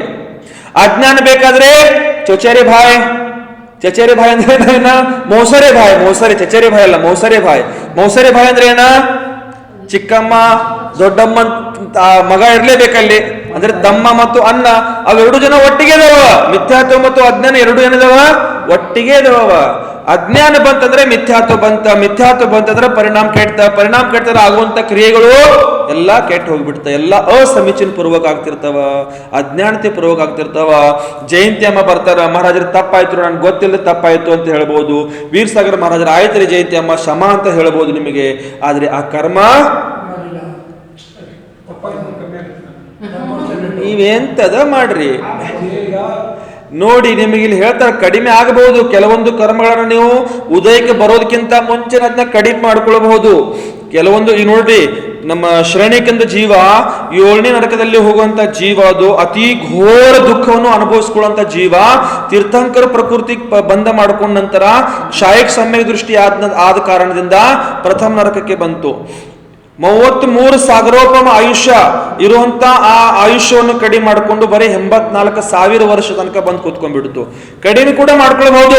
ಆದ್ರೆ ಕಡಿಮೆ ಮಾಡ್ಕೊಳ್ಬೇಕಾದ್ರೆ ನಿಮ್ ಸಮೀಚೀನ ಕ್ರಿಯೆ ಪೂರ್ವಕನೇ ಕಡಿಮೆ ಮಾಡಬೇಕು, ಸಮೀಚೀನ ಪುರುಷಾರ್ಥ ಪೂರ್ವಕನೇ ಕಡಿಮೆ ಮಾಡ್ಕೊಳ್ಬೇಕು. ಅಜ್ಞಾನತೆಯಿಂದ ಆಗಿರುವಂತ ತಪ್ಪುಗಳು ಅದನ್ನ ಅರಿತುಕೊಂಡು ಆ ತಪ್ಪು ಮಾಡಿದನಂತ ನಾನು ನೆನೆಸ್ಕೊಂಡು ಆ ತಪ್ಪದ ಪಶ್ಚಾತ್ತಾಪ ಪೂರ್ವಕ ನಿಂದಾಗ್ರಹ ಮಾಡಿಕೊಂಡು ಪ್ರಾಯಶ್ಚಿತ್ ಮಾಡಿಕೊಂಡು ಆ ತಪ್ಪನ್ನ ಮತ್ತೆ ಪುನಃ ಮಾಡದೆ ನಾನು ಯೋಗ್ಯ ರೀತಿಯಿಂದ ಸಮೀಚೀನ ಕ್ರಿಯೆಗಳನ್ನ ಮತ್ತೆ ಮುಂದೆ ಪುಣ್ಯದ ಕ್ರಿಯೆಗಳನ್ನ ಮಾಡ್ಕೊಂತ ಹೋದ್ರೆ ಆ ತಪ್ಪಲ್ಲಿ ಏನಾಗಬಹುದು, ಕಡಿಮೆ ಆಗಬಹುದು. ಅಥವಾ ಕ್ಷಯ ಸಹ ಉದಯಕ್ಕೆ ಬರೋದಕ್ಕಿಂತ ಮುಂಚೆ ಕೂಡ ಅದು ಕ್ಷಯ ಆಗಬಹುದು. ಇಲ್ಲಿ ಕ್ಷಮೆ ಇದೆ, ಭಗವಂತನ ಹತ್ರ ಕ್ಷಮೆ ಇದೆ, ಗುರುಗಳ ಹತ್ರ ಕ್ಷಮೆ ಇದೆ. ಆದರೆ ಕರ್ಮದ ಹತ್ರ ಕ್ಷಮೆ ಇಲ್ಲವೇ ಇಲ್ಲ. ಮಾಡಿದ್ದು ಉಣ್ಣೋ ಮಾರಯ್ಯ, ಹೌದಲ್ರಿ? ಮಾಡಿದ್ದು ಉಣ್ಲೇಬೇಕು ನಾವು. ಯಾರಿಗೂ ಬಿಟ್ಟಪ್ಪ ಇಲ್ಲ, ಇವ್ ನನಗೆ ಅದು ಗೊತ್ತಿಲ್ಲದ ಮಾಡಿದ್ದೆ, ನನಗೆ ತಿಳಿಲಿಲ್ಲ, ಅವಾಗ ಅಜ್ಞಾನತೆಯಿಂದ ಮಾಡಿದೆ, ನನಗೆ ಕ್ಷಮಿಸ್ರಿ ಮಹಾರಾಜರ. ಆಯ್ತರಪ್ಪ, ಪಾರ್ಶ್ವನಾಥರೇ ನಿಮಗೆ ಕ್ಷಮೆ ಇದೆ ಅಂತ ಮಹಾರಾಜರು ಕ್ಷಮೆ ಕೊಡ್ಬೋದು ನಿಮಗೆ. ಆದರೆ ಕರ್ಮ ಕ್ಷಮೆ ಕೊಡುವುದಿಲ್ಲ. ಯಶೋಧರ ಮುನಿಗಳು ಸ್ವಲ್ಪ ಸಹ ಮನಸ್ಸಲ್ಲಿ ಸ್ವಲ್ಪ ಕೂಡ ತನ್ನ ಪರಿಣಾಮಗಳನ್ನ ಕೆಡಿಸ್ಕೊಳ್ಳಿಲ್ಲ ಅವರು ಯಶೋಧರ ಮುನಿಗಳು. ಶ್ರೇಣಿಕ ನಮೋಸ್ತು ಮಾಡಿದ ಕೂಡಲೇ ಯಶೋಧರ ಮುನಿಗಳು ಅವನಿಗೆ ಹೇಳ್ತಾರೆ ಆಶೀರ್ವಾದ, ಯಾವುದು? ಸದ್ಧರ್ಮ ವೃದ್ಧಿರಸ್ತು ಅಂತ ಆಶೀರ್ವಾದ ಕೊಟ್ರು. ಅವಾಗ ಯಾರು? ಅವ್ರ ಮುನಿಗಳು ಮೋಕ್ಷಕ್ಕೆ ಹೋದ್ರು, ಸರ್ವಕ್ಕೆ ಹೋದ್ರು, ಅದು ಅವ್ರು ಹೋಯ್ತಾ ಇರೋದು. ಆದ್ರೆ ಇವ್ರು ನೋಡ್ರಿ, ಇವರು ಮಹಾರಾಜರು ಆಶೀರ್ವಾದ ಕೊಟ್ರು. ಏನು? ಸದ್ಧರ್ಮ ವೃದ್ಧಿರಸ್ತು ಅಂತ ಆಶೀರ್ವಾದ ಕೊಟ್ರು. ಆಶೀರ್ವಾದ ಕೊಡುವಾಗ ಈ ಶ್ರೇಣಿಕ ಹೇಳ್ತಾನೆ, ಮಹಾರಾಜರೇ ನನಗೆ ಈ ಆಶೀರ್ವಾದ ಕೊಡಬೇಡಿ, ನನಗೆ ಶಾಪ ಕೊಡಿ, ನನಗೆ ದಂಡ ಕೊಡಿ, ನನಗೆ ಪ್ರಾಯಶ್ಚಿತ್ ಕೊಡಿ, ಇಷ್ಟೆಲ್ಲ ಆಗಿರೋ ಉಪಸರ್ಗೆ ಮೂಲ ಕಾರಣ ನಾನೇ ಇದ್ದೀನಿ ಅಂತ ಶ್ರೇಣಿಕ ಆ ಮುನಿಗಳ ಮುಂದೆ ಕೈ ಜೋಡಿಸ್ಕೊಂಡು ಮತ್ತೆ ಬೇಡ್ಕೊಳ್ತಾ ಇದ್ದಾನೆ. ಅವಾಗ ಮುನಿಗಳು ಹೇಳ್ತಾರ, ಆ ಯಶೋಧರ ಮುನಿಗಳು ಹೇಳ್ತಾರ ಅವನಿಗೆ, ಶ್ರೇಣಿಕನಿಗೆ, ಶ್ರೇಣಿಕ ನೀನು ಮಾತ್ರ ನಿಮಿತ್ತ ಇದೆಯಾ, ನೀನೇನು ಮಾಡಿಲ್ಲ, ನೀನು ಮಾತ್ರ ಏನಿದೆಯಾ? ನಿಮಿತ್ತ ಇದೆಯಾ, ನೀನು ಏನೂ ಮಾಡಿಲ್ಲ. ಇದು ಆಗಿರೋದು ಏನು ಕಷ್ಟ ಇದೆ, ಆಗಿರೋದೆಲ್ಲ ಏನು ತೊಂದರೆಗಳು ನನಗೆ ಆಗಿರೋದು, ಇದು ನನ್ನ ಪೂರ್ವಾರ್ಜಿತ ಕರ್ಮದ ಉದಯ ಇದೆ. ಇದು ನನ್ನ ಕರ್ಮದ ಉದಯದಿಂದ ನೀನು ಮಾಡಿದೀಯ, ಅದು ನೀನು ಮಾತ್ರ ನಿಮಿತ್ತ ಅಷ್ಟೇ. ನಾನು ನಿಮಿತ್ತಿಗೆ ದೋಷ ಕೊಡುವುದಿಲ್ಲ, ನಾನು ಕರ್ಮಗಳನ್ನು ನಾನು ಸಹಿಸ್ಕೊಳ್ತೀನಿ, ಸಮತಾ ಭಾವಪೂರ್ವಕ ನಾನು ಸಹಿಸ್ಕೊಳ್ತಾ ಇದ್ದೀನಿ. ಅದಕ್ಕೆ ನಾನು ನಿನಗೆ ಶಾಪ ಕೊಡ್ಲಿಕ್ಕೆ, ನಿನಗೆ ಪ್ರಾಯಶ್ಚಿತ್ ಕೊಡ್ಲಿಕ್ಕೆ, ನಿನಗೆ ದಂಡ ಕೊಡ್ಲಿಕ್ಕೆ ನಾನು ಅಧಿಕಾರಿ ಇಲ್ಲ. ನಾನು ನಿನ್ನನ್ನು ಕ್ಷಮಿಸಿದ್ದೀನಿ, ನೀನು ನನಗೆ ಕ್ಷಮಿಸು, ನಿನಗೆ ಆಶೀರ್ವಾದ ಇದೆ. ಇನ್ನಾರೇ ಮುಂದೆ ಸದ್ಧರ್ಮ ವೃದ್ಧಿರಸ್ತು, ಇನ್ನಾರೇ ಮುಂದೆ ನೀನು ಒಳ್ಳೆಯ ಧರ್ಮದ, ಸಮೀಚೀನ ಧರ್ಮದ ಏನ್ ಮಾಡು, ವೃದ್ಧಿ ಮಾಡ್ಲಿಕ್ಕೆ ಪ್ರಯತ್ನ ಮಾಡು ಅಂತ ಆಶೀರ್ವಾದ ಕೊಟ್ಟಿದ್ದಕ್ಕೆ ಅವತ್ತಿನಿಂದ ಒಂದು ಶ್ರೇಣಿಕಂದು ಏನಾಯ್ತು, ಪರಿಣಾಮ ಚೇಂಜ್ ಆಗಿಬಿಡ್ತು. ಸಮ್ಯಕ್ತ ಪಡ್ಕೊಂಡ, ಧರ್ಮದ ಮೇಲೆ ಶ್ರದ್ಧೆ ಬಂತು. ಸಮ್ಯಕ್ತದಿಂದ, ಆ ಸಮ್ಯಕ್ತದ ಪ್ರಭಾವದಿಂದ ಸಮೋಶ್ರಣದಲ್ಲಿ ಪ್ರಥಮ ಶ್ರಾವಕ ಆಗುವಂತ ಸೌಭಾಗ್ಯ ಸಿಕ್ತು. ಎಷ್ಟೋ ಪ್ರಶ್ನೆಗಳನ್ನ, ಎಷ್ಟು 60,000 ಪ್ರಶ್ನೆಗಳನ್ನ ಕೇಳುವಂತ ಸೌಭಾಗ್ಯ ಸಿಕ್ತು ಶ್ರೇಣಿಕನಿಗೆ. ಪ್ರಮುಖ ಶ್ರೋತ ಆಗಿಬಿಟ್ಟ ಸಮೋಶ್ರಣದಲ್ಲಿ. ಅಷ್ಟೆಲ್ಲಾ ಪ್ರಶ್ನೆಗಳನ್ನ ಕೇಳ್ತಾ ಕೇಳ್ತಾ ತೀರ್ಥಂಕರರ ಪಾದ ಮೂಲದಲ್ಲಿ ಶಾಯಿಕ್ ಸಮ್ಯಕ್ತ ಪಡ್ಕೊಂಡು, ಆ ಶಾಯಿಕ್ ಸಮ್ಯಕ್ತ ಸಮೇತ ಯಾವುದು ತೀರ್ಥಂಕರ ಪ್ರಕೃತಿ ಬಂದು ಸಹ ಮಾಡ್ಕೊಂಡ್ಬಿಟ್ರು. ನೋಡಿ, ಇದು ಯಾವುದು ಸದ್ಧರ್ಮ ವೃದ್ಧಿ ಅನ್ನುವಂಥ ಈ ಆಶೀರ್ವಾದದ ಅವನು ಸದುಪಯೋಗ ಮಾಡಿಕೊಂಡ. ನಾನು ಸದ್ಧರ್ಮದ ಒಳ್ಳೆ ಸಮೀಚೀನ ಧರ್ಮದ ಏನು ಮಾಡಬೇಕು, ಬೆಳವಣಿಗೆ ಮಾಡಬೇಕು, ಪ್ರಭಾವನೆ ಮಾಡಬೇಕು ಅನ್ನೋಂಥ ಭಾವ ಇಟ್ಕೊಂಡಿದ್ದ. ಆ ಕರ್ಮ ಕೂಡ ಅವಾಗ ಏನಾಯ್ತು, ಸೋಲು ಒಪ್ಕೊಂತದ್ದು. ಕರ್ಮ ಏನ್ ಅನ್ಕೊಂತು, ಸೋಲು ಒಪ್ಕೊಂತು. ಧರ್ಮ ಯಾವತ್ತು ನಾವು ಹೇಳ್ತೀವಿ ನೋಡ್ರಿ, ಏನ್ ಹೇಳ್ತೀವಿ, ಧರ್ಮೋ ರಕ್ಷತಿ ರಕ್ಷತ. ಧರ್ಮದ ರಕ್ಷಣೆ ಮಾಡಿ ನಿಮ್ಮ ರಕ್ಷಣೆ ಹಾಗೇ ಆಗುತ್ತದೆ. ಧರ್ಮದ ರಕ್ಷಣೆ ನಾವು ಮಾಡದಿದ್ದರೆ ನಿಮ್ಮ ರಕ್ಷಣೆ ಧರ್ಮ ಸಹ ಮಾಡು. ಆ ಶ್ರೇಣಿಕ ಧರ್ಮದ ರಕ್ಷಣೆ ಮಾಡಿದ ಜಯಂತಿ ಅಮ್ಮ. ಆ ಕಾರಣದಿಂದ ಅವನಿಗೆ 7ನೇ ನರಕದಲ್ಲಿ 33 ಸಾವಿರ ಆಯುಷ್ಯ ಅನುಭವಿಸುವಂತ ಆಯುಷ್ಯ ಮತ್ತು ನರಕ ಏನಾಯ್ತು, ಬದಲಾವಣೆ ಆಯ್ತಲ್ಲಿ. ಪ್ರಥಮ ನರಕದಲ್ಲಿ ಬಂದ ಆಯುಷ್ಯ 33 ಸಾಗರ ಆಯುಷ್ಯ. ಆ ಸಾಗರ ಆಯುಷ್ಯ ಬಿಟ್ಟು ಬರೇ ವರ್ಷದಲ್ಲಿ ಬಂದ. ಸಾಗರ ಎಲ್ಲಿ, ವರ್ಷ ಎಲ್ಲಿ? ಸಾಗರ ಅಂದ್ರೆ ಏನು ಗೊತ್ತ್ರಿ ಪಂಡಿತರ? ಸಾಗರ ಅಂದ್ರೆ ಸಮುದ್ರ. ಒಂದು ಸಾಗರ ಅಂದ್ರೆ ಏನು, 33 ಸಾಗರ ಅಲ್ಲಿ ಆಯುಷ್ಯ 7ನೇ ನರಕದಲ್ಲಿ. ಒಂದು ಸಾಗರ ಅಂದ್ರೆ ಎಷ್ಟು? ಒಂದು ಸಾಗರ ಅಂದ್ರೆ ಎಷ್ಟು ವರ್ಷ ಆಗತ್ತೆ? ಉದಾಹರಣೆ ಕೊಟ್ಟಿದ್ರಲ್ಲಿ ಒಂದು ಸಾಗರ ಅಂತಂದ್ರೆ ಸಾಮಾನ್ಯ ವ್ಯವಹಾರದಲ್ಲಿ ಒಂದು ಉದಾಹರಣೆ ಕೊಡ್ತಾರ. ಸಮುದ್ರದ ದಡದಲ್ಲಿ ಹೋಗಿ ಕೂತ್ಕೊಳ್ಳೋದು. ಎಲ್ಲಿ? ಸಮುದ್ರ ದಡಕ್ಕೆ ಹೋಗಿ ಕೂತ್ಕೊಳ್ಳೋದು. ನಿಮ್ಮ ತಲೆಗಿಂದ ಒಂದು ಕೂದಲು ಕೀಳೋದು, ಒಂದು ಕೂದಲು ನಿಮ್ಮ ತಲೆಗಿಂದ ಒಂದು ಕೂದಲು ಕೀಳೋದು, ಆ ಸಮುದ್ರದ ನೀರಲ್ಲಿ ಮುಳುಗಿಸೋದು, ಮತ್ತು ಆ ಕೂದಲಿಗೆ ಬಂದಿರುವಂತ ನೀರನ್ನು ಹಿಂದೆ ಬಿಸಾಡೋದು. ಈ ಕ್ರಿಯೆ ಇದು ಎಲ್ಲಿವರೆಗೆ ಸಮುದ್ರ ಖಾಲಿ ಆಗುವುದಿಲ್ಲ ಅಲ್ಲಿವರೆಗೆ ಈ ಕ್ರಿಯೆ ನಡೀತಾ ಇರಬೇಕು. ಈ ಸಮುದ್ರ ಖಾಲಿ ಆಯ್ತಾ, ಅದಕ್ಕೆ ಒಂದು ಸಾಗರ ಆಯುಷ್ಯ ಅಂತ ಹೇಳಿದ್ರು. ಈ ಕ್ರಿಯೆಯಿಂದ ಸಮುದ್ರ ಖಾಲಿ ಆದ ನಂತರ ಎಷ್ಟು ವರ್ಷ ಎಷ್ಟು ಆಯುಷ್ಯ ನಾವು ತೆಗೆದಿವಲ್ಲ, ಆ ಆಯುಷ್ಯಗೆ 1 ಸಾಗರ ಆಯುಷ್ಯ ಅಂತ ಹೇಳ್ತಾರ. ಅಂತದ್ 33 ಸಾಗರ ಆಯುಷ್ಯ ಕಟ್ಕೊಂಡಿದ್ದ ನರಕದಲ್ಲಿ 7ನೇ ನರಕದಲ್ಲಿ. ಆದ್ರೆ ಒಳ್ಳೆ ಸಮೀಚೀನ ಧರ್ಮದ ಪ್ರಭಾವದಿಂದ, ಧರ್ಮದ ರಕ್ಷಣೆ ಮಾಡಿರುವ ಕಾರಣದಿಂದ, ಧರ್ಮದ ಪ್ರಭಾವನೆ ಮಾಡಿರುವಂತ ಕಾರಣದಿಂದ, ಆ ಕ್ಷಾಯಿಕ್ ಸಮ್ಯಕದ ಪ್ರಭಾವದಿಂದ, ತೀರ್ಥಂಕರ ಪ್ರಕೃತಿ ಬಂಧದ ಪ್ರಭಾವದಿಂದ 7ನೇ ನರಕ 33 ಸಾಗರ ಆಯುಷ್ಯವನ್ನು ಕಡಿಮೆ ಮಾಡ್ತಾ ಮಾಡ್ತಾ ಮಾಡ್ತಾ 1ನೇ ನರಕದಲ್ಲಿ ಬಂದ. ಮತ್ತು 1ನೇ ನರಕದಲ್ಲಿ ಬಂದು ಮಾತ್ರ ಆಯುಷ್ಯ ಎಷ್ಟು? 84,000 ವರ್ಷ. ಎಷ್ಟ್ರಿ? 84,000 ವರ್ಷ ಮಾತ್ರ. ನೋಡ್ರಿ, ಯೋಚನೆ ಮಾಡ್ರಿ. ಸಾಗರ ಎಲ್ಲಿ, ಸಾವಿರ ಎಲ್ಲಿ? ಸಾಗರ ವಿಶಾಲವಾಗಿದೆ ಮತ್ತು ಸಾವಿರ ಇಷ್ಟೇ ಇಷ್ಟಿದೆ. ನೋಡ್ರಿ, ಕೂದಲು ತುದಿ ಅಷ್ಟು. ಎದ್ರ ಪ್ರಭಾವ ಇದು? ಪಾರ್ಶ್ವತನ ಪುಣ್ಯದ ಪ್ರಭಾವ, ಧರ್ಮದ ಪ್ರಭಾವ, ಧರ್ಮದ ರಕ್ಷಣೆ ಮಾಡುವಂಥ ಪ್ರಭಾವ, ಮುಖ್ಯವಾಗಿ ಸಮ್ಯಕ್ತ್ವದ ಪ್ರಭಾವ.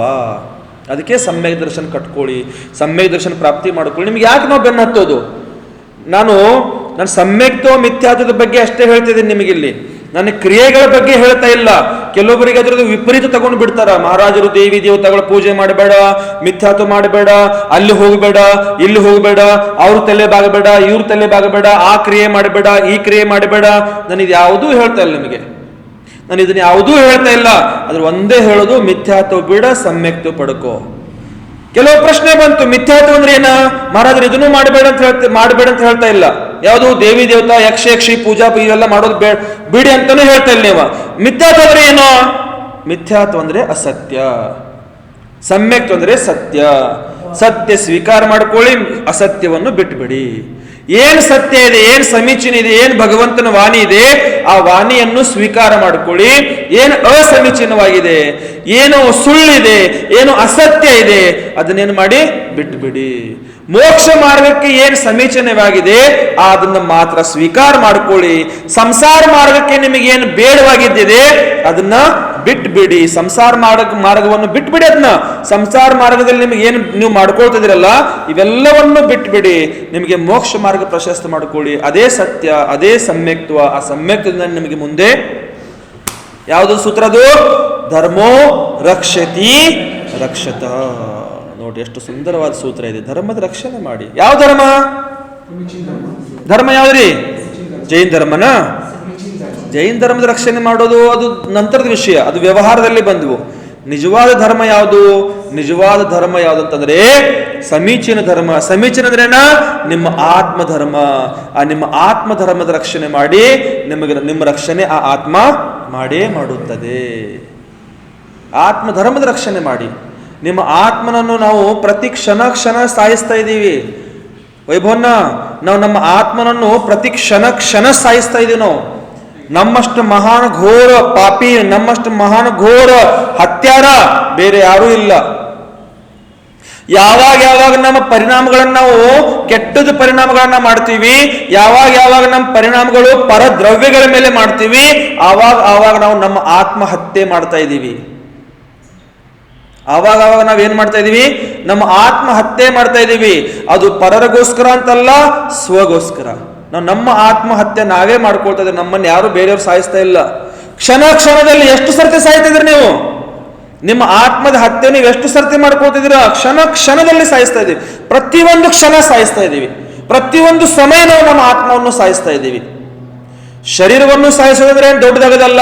ನಿಮ್ಮ ಆತ್ಮದ ಪರಿಣಾಮಗಳನ್ನ ಸಾಯಿಸ್ತಾ ಇದ್ರಲ್ಲ, ಆ ಪರಿಣಾಮಗಳು ಸಾಯಿಸೋದಂದ್ರೇನೆ ದೊಡ್ಡ ಮಹಾನ್ ಘೋರ ಪಾಪ ಇದೆ ಅಂತ ಹೇಳ್ತಿದ್ದಾರೆ ಇಲ್ಲಿ. ಘೋರ ಪಾಪ ನಾವು ಅಲ್ಲೇ ಕಟ್ಕೊಳ್ತಾ ಇದ್ದೀವಿ. ನಾನು ಮೊನ್ನೆ ಹೇಳಿದೆ, ಇದು ಒಂದು ಉದಾಹರಣೆ ಹೇಳಿದೆ. ನಾನು ಯಾರ ಮುಂದೆ ಹೇಳಿದೆ ಗೊತ್ತ, ನೆನಪಾಗ್ತಿಲ್ಲ ನನಗೆ. ಏನಂತಂದ್ರ ಆ ಕಾಮಕುಮಾರ್ ನಂದಿ ಮಹಾರಾಜರನ್ನ ಸಾಯಿಸಿದ್ರಲ್ಲ, ತುಂಡು ಮಾಡಿ. ನಿಜವಾಗಲೂ ಅವರು ಹತ್ಯೆ ಮಾಡಿದ್ರು ಹತ್ಯಾರಗಳು ಅಲ್ಲ. ಅವರು ನಿಜವಾಗಲೂ ಅವರು ಸಾಯಿಸಿದವರು ಕೊಲೆಗಾರರಲ್ಲ. ಅವರು ಕೊಲೆಗಾರ ನಿಜವಾಗಲೂ ಯಾರು ಅಂತಂತಂದ್ರೆ ನೀವು ಶ್ರಾವಿಕೆಯರು ಅಂತ ಹೇಳಿದ್ರೆ, ನಾನು ಮುನಿ ಹತ್ಯೆದ ಪಾಪ ಪ್ರತಿ ಕ್ಷಣ ಮಾಡ್ಕೊಳ್ತಿದಾರೆ ನೀವೆಲ್ಲರೂ. ಯಾವಾಗ ಮುನಿಗಳ ಬಗ್ಗೆ ಯಾವಾಗ ಮುನಿಗಳ ಪರಿಣಾಮ ಕೆಡಿಸುವಂತ ಸಂದರ್ಭಗಳು ನಿಮ್ಮಲ್ಲಿ ಬರ್ತಾ ಇದಾವ, ಮುನಿಗಳ ಪರಿಣಾಮ ಹಾಳು ಮಾಡುವಂತ ಸಂದರ್ಭಗಳು ನೀವು ಕ್ರಿಯೇಟ್ ಮಾಡ್ತಾ ಇದ್ದೀರಾ, ಆವಾಗ ನೀವು ಮುನಿ ಹತ್ಯೆ ಮಾಡಿರುವಂತ ಪಾಪನೇ ಕಟ್ಕೊಳ್ತಿದ್ದೀರ ಅಂತ ಹೇಳ್ತಾರೆ ಇಲ್ಲಿ. ಯಾಕಂದ್ರೆ ಮುನಿಗಳು 24 ಗಂಟೆ ತನ್ನ ಸಂಯಮದ ರಕ್ಷಣೆ ಮಾಡ್ತಿರ್ತಾರ, ಸಮತಾದ ರಕ್ಷಣೆ ಮಾಡ್ತಿರ್ತಾರ, ತನ್ನ ವ್ರತ ನಿಯಮದ ರಕ್ಷಣೆ ಮಾಡ್ತಿರ್ತಾರ. ನೀವು ಸ್ವಲ್ಪ ಆಚೆ ಈಚೆ ಹೋಗಿ ನಿಮ್ದು ಯಾವುದೋ ಸಂಸಾರದ ವಿಷಯಗಳಿರಲಿ, ಮನೆ ವಿಷಯಗಳಿರಲಿ, ಹೊರಗಡೆ ವಿಷಯಗಳಿರಲಿ, ಯಾವುದೋ ಈ ಬಾಹ್ಯ ವಿಚಾರಗಳನ್ನ ತಂದು ಮುನಿಗಳ ತಲೆಯಲ್ಲಿ ಹಾಕ್ತಿರಲ್ಲ, ಆ ಸಂದರ್ಭದಲ್ಲಿ ಮುನಿಗಳ ಪರಿಣಾಮ ಕೆಟ್ಟು ಹೋಗಿ ಬಿಟ್ಟಿದ್ರೆ ಪಾರ್ಶ್ವನಾಥನ್ನ, ಆ ಸಮಯದಲ್ಲಿ ಪರಿಣಾಮ ಕೆಡಿಸಿದ್ದು ಪಾಪ ಮುನಿ ಹತ್ಯೆ ಮಾಡಿರುವಂತ ಪಾಪಕ್ಕೆ ಸಮಾನ ಇದೆ ಅಂತ ಹೇಳ್ತಾರೆ ಇಲ್ಲಿ. ಮುನಿ ಹತ್ಯೆ ಮಾಡಿರುವಂತ ಪಾಪ ಅವ್ರೇನು 2-3 ಜನ 4 ಜನ ಏನ್ ಸಾಯಿಸಿದ್ರಲ್ಲ ತುಂಡು ಮಾಡಿ ಕಾಮಕುಮಾರ್ ಅಂದಿ ಮಹಾರಾಜರನ್ನ, ಅದು ಬರೇ ಶರೀರ ಹತ್ಯೆ ಮಾಡಿದ್ರು ಅವರು. ಆದ್ರೆ ನೀವಂತೂ ಪ್ರತಿ ಕ್ಷಣ ಮುನಿಗಳ ಹತ್ಯೆ ಮಾಡ್ತಾ ಇದ್ದೀರಾ ಅಂತ ತಿಳ್ಕೊಳ್ಬೇಕಿಲ್ಲಿ. ಇದೇ ರೀತಿ ನಿಮ್ಮ ಪರಿಣಾಮ ನೀವು ಯಾವಾಗ ಕೆಡಿಸ್ಕೊಳ್ತೀರಾ, ಆವಾಗ ನಿಮ್ಮ ಆತ್ಮದ ಹತ್ಯೆ ನೀವೇ ಮಾಡ್ಕೊಳ್ತಾ ಇದ್ದೀರಾ ಅಂತ ತಿಳ್ಕೊಳ್ಬೇಕಿಲ್ಲಿ. ಏನ್ ಮಾಡೋದು? ಸಮ್ಯಕ್ತು ಬೇಕೋ ಮಿಥ್ಯಾತು ಬೇಕಾ? ಸಮ್ಯಕ್ತು ಬೇಕೋ ಮಿಥ್ಯಾತು ಬೇಕಾ? ಬಾಯಿಂದ ಹೇಳೋದು ಬೇಡ, ನಿಮ್ಮದು ನೀವು ಯೋಚನೆ ಮಾಡ್ಕೊಳ್ಳಿ. ಬಾಯಿಂದ ಹೇಳೋದು ಬೇಡ ಸಮ್ಯಕ್ತು ಬೇಕಂತ, ನಾನು ಸಮ್ಯಕ್ ದೃಷ್ಟಿ ಇದೀನಂತ. ಯಾರು ಸಮ್ಯಕ್ ದೃಷ್ಟಿ ಇದ್ದೀರಾ, ಯಾರು ಮಿಥ್ಯಾ ದೃಷ್ಟಿ ಇದ್ದೀರಾ, ಯಾರು ಸಮ್ಯಕ್ತು ಸಮೀಚೀನ ದಾರಿಯಲ್ಲಿ ಇದ್ದೀರಾ ಅಥವಾ ಯಾರು ಅಸಮೀಚೀನ ದಾರಿಯಲ್ಲಿ ಇದ್ದೀರಾ, ಅಲ್ಲಿ 20 ಜನ ಕೂತ್ಕೊಂಡಾರ ನೋಡ್ರಿ. ಎಷ್ಟು ಜನ ಕೂತ್ಕೊಂಡಾರ? ಎಷ್ಟು ಜನ? 20 ಜನ ಕೂತ್ಕೊಂಡಾರ. ಎಲ್ಲಿ? ವಿಜಯ ಕ್ಷೇತ್ರದಲ್ಲಿ. ನಿಮ್ಮನ್ನೆಲ್ಲ ನೋಡ್ತಾ ಇದಾರೆ ಅವರು, ನಿಮ್ಮನ್ನೆಲ್ಲ ನೋಡ್ತಾ ಇದ್ರೆ ನೀವು ಏನ್ ಮಾಡ್ತಾ ಇದೀರಾ, ಏನ್ ನಡೆಸ್ತಾ ಇದೀರಾ, ನಿಮ್ಮಲ್ಲಿ ಏನ್ ಪರಿಣಾಮಗಳಿದಾವ, ನೀವು ಬಂದು ದರ್ವಾಜಾ ಬಾಗಿಲು ಹಾಕೊಂಡು ಕೊಂಡಿ ಹಾಕೊಂಡು ಲಾಕ್ ಹಾಕೊಂಡು ಏನ್ ಕ್ರಿಯೆ ಮಾಡಿದ್ರು ಯಾರಿಗೆ ಗೊತ್ತಾಗಲ್ಲ ಅಂತ ಅನ್ಕೊಂಡಿರ್ಬೋದು ನೀವು. ಅದ್ರ CCTV ಕ್ಯಾಮೆರಾಗಳು 20 ಇದಾವ ಅಲ್ಲಿ. ಎಷ್ಟಿದಾವ? ಅವು ಎಂತಾವ? High range. ಯಾವ ಹೈ ರೇಂಜ್ ಹೇಳಿದ್ರೆ ನಿನ್ನೆ ಫುಲ್ ಹೈ ರೇಂಜ್ ಕ್ವಾಲಿಟಿ ಇದಾವಲ್ಲ, ಅಲ್ಲಿ ವಿದೇಶದಲ್ಲಿ ಕುತ್ಕೊಂಡು ಕ್ಯಾಮ್ರಾ ನಿಮ್ಮ ಮೇಲೆ ಇಟ್ಟಾರ ಅವರು. ನೀವಿಲ್ಲಿ ಏನ್ ಮಾಡ್ತಿದ್ರಲ್ಲ ಅದೆಲ್ಲ ಅವ್ರಿಗೆ ಕಾಣಿಸ್ತಾ ಇದೆ, ಭಗವಂತರಿಗೆ ಕಾಣಿಸ್ತಾನೆ ಇದೆ. ಅಲ್ಲಿ ಭಗವಂತರನ್ನ ಕಣ್ಣು ಮುಚ್ಕೊಂಡು ಕೂತಾರ ಅಂದ್ರೆ ಸುಮ್ಮನೆ ಕೂತಿಲ್ಲ ಅವ್ರ.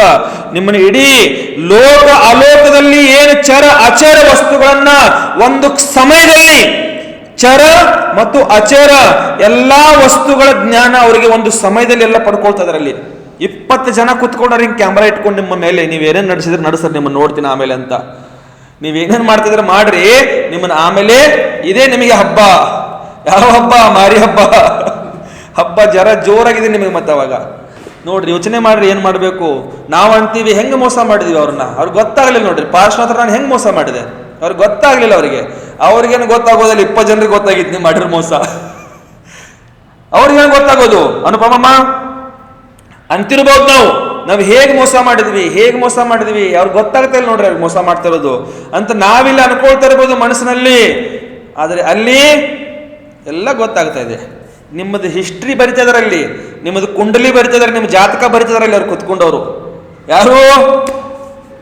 ವೈಭವನ ಯಾರು? 20 ಜನ ಕೂತ್ಕೊಂಡವ್ರು ಭಗವಂತರು ನೋಡ್ತಾ ಇದಾರ. ಕರ್ಮ ಸಿದ್ಧಾಂತಗಳಿದಾವ 148 ಪ್ರಕೃತಿಗಳು ನಿಮ್ಮ ಜಾತಕ ಬರ್ತಿದಾರ. ಅವರು ನಿನಗೆ ಏನೇನು ಅನುಭವಿಸ್ಬೇಕಾ, ನೀನು ಎಲ್ಲಿ ಹೋಗಬೇಕಾ, ಎಷ್ಟು ಅನುಭವಿಸ್ಬೇಕಾ, ಎಷ್ಟು ಪ್ರಕಾರದ ಅನುಭವಿಸ್ಬೇಕಾ ಅನ್ನೋಂಥ ಎಲ್ಲ ಜಾತಕ ಬರ್ತಿರ್ತಾ ಇದಾರೆ. ನಿಮ್ಮದು ಸಂಪತ್ ಕುಮಾರ್ ಜಾತಕ ಅಲ್ಲ, ನಿಮ್ಮ ಆತ್ಮದ ಜಾತಕ ಬರೆದಿಡ್ತದ್ರ. ಇಲ್ಲಿ ನಾವು ಈ ಭಾವದ ಜಾತಕ ಬರೆದಿಡಬಹುದು, ಸಂಪತ್ ಕುಮಾರ್ ನಾಮದ ಜಾತಕ ಬರೆದಿಡಬಹುದು, ಆದ್ರೆ ಆತ್ಮದ ಜಾತಕ ಕರ್ಮ ಸಿದ್ಧಾಂತ ಬರೆದಿಡ್ತಾ ಇದೆ. ಯೋಚನೆ ಮಾಡ್ಬೇಕು ನಾವಿಲ್ಲಿ, ಸಣ್ಣ ಸೂಕ್ಷ್ಮತೆಯಿಂದ ಯೋಚನೆ ಮಾಡೋದು. ಇವೆಲ್ಲ ಬಹಳ ಸುಂದರವಾಗಿ ಚಿಂತನೆ ಕೂತ್ಕೊಂಡ್ರೆ ಅಂದ್ರೆ ಒಂದು ಹೆಜ್ಜೆ ಎತ್ತಿಡಬೇಕಾದ್ರೂ ಕೂಡ ಭಯ ಆಗ್ಬೇಕಲ್ಲಿ. ಒಂದು ಹೆಜ್ಜೆ ಎತ್ತಿ ಇಲ್ಲಿ ಮುಂದೆ ಇಡಬೇಕಾದ್ರೂ ಕೂಡ ಭಯ ಆಗ್ಬಿಡುತ್ತೆ. ಅವಾಗ ನಾನು ಏನ್ ಮಾಡ್ತಾ ಇದ್ದೀನಿ, ನಾನು ಎಷ್ಟು ಪಾಪ ಮಾಡ್ತಾ ಇದ್ದೀನಿ, ಎಷ್ಟು ಕುಕೃತ್ಯಗಳನ್ನ ಮಾಡ್ತಾ ಇದ್ದೀನಿ, ಎಷ್ಟು ಪರಿಣಾಮಗಳನ್ನ ಮಾಡ್ತಾ ಇದ್ದೀನಿ, ಎಷ್ಟು ಅಸಮೀಚೀನ ದಾರಿಯಲ್ಲಿ ನಡೀತಾ ಇದ್ದೀನಿ, ಅಸಮೀಚೀನ ಭಾವನೆ ಮಾಡ್ತಾ ಇದ್ದೀನಿ ನಾನು. ಇದೆಲ್ಲ ನೆನಪಾಗ್ಬಿಡುತ್ತೆ, ಭಯ ಆಗ್ಬಿಡುತ್ತೆ. ಅವಾಗ ಭಯ ಅಂತಂದ್ರೆ ಏನು ಸಾಮಾನ್ಯ ಭಯ ಅಲ್ಲ, ಆದ್ರೆ ಅದನ್ನ ಅರಿತವ್ರಿಗೆ ಮಾತ್ರ ಇದೆ ನೋಡ್ರಿ. ಯಾರು ಅದನ್ನ ಅರಿತುಕೊಂಡಿದಾರಲ್ಲ ಅವ್ರಿಗೆ ಮಾತ್ರ ಇದೆ ಅದು ಭಯ. ಯಾರು ಅರಿತುಕೊಂಡಿಲ್ಲ, ಮೊಂಡ ಜನ ಇರ್ತಾರೆ ನೋಡ್ರಿ, ಮೊಂಡ ಅಂತ ಹೇಳ್ತಾರೆ ಅದಕ್ಕೆ. ಆ ಮೊಂಡ ಜನರಿಗೆ ಎಂತ ಅದ, ತಲೆ ಮೇಲೆ ಕಲ್ಲಿನ ಮೇಲೆ ನೀರು ಸುರಿದಂಗ. ಅದು ಮೊಂಡ ಜನರಿಗೇನು ಕಲ್ಲಿನ ಮೇಲೆ ನೀರು ಸುರಿದಂಗ, ಏನು ಪ್ರಯೋಜನ ಇಲ್ಲ. ಯೋಚನೆ ಮಾಡ್ರಿ.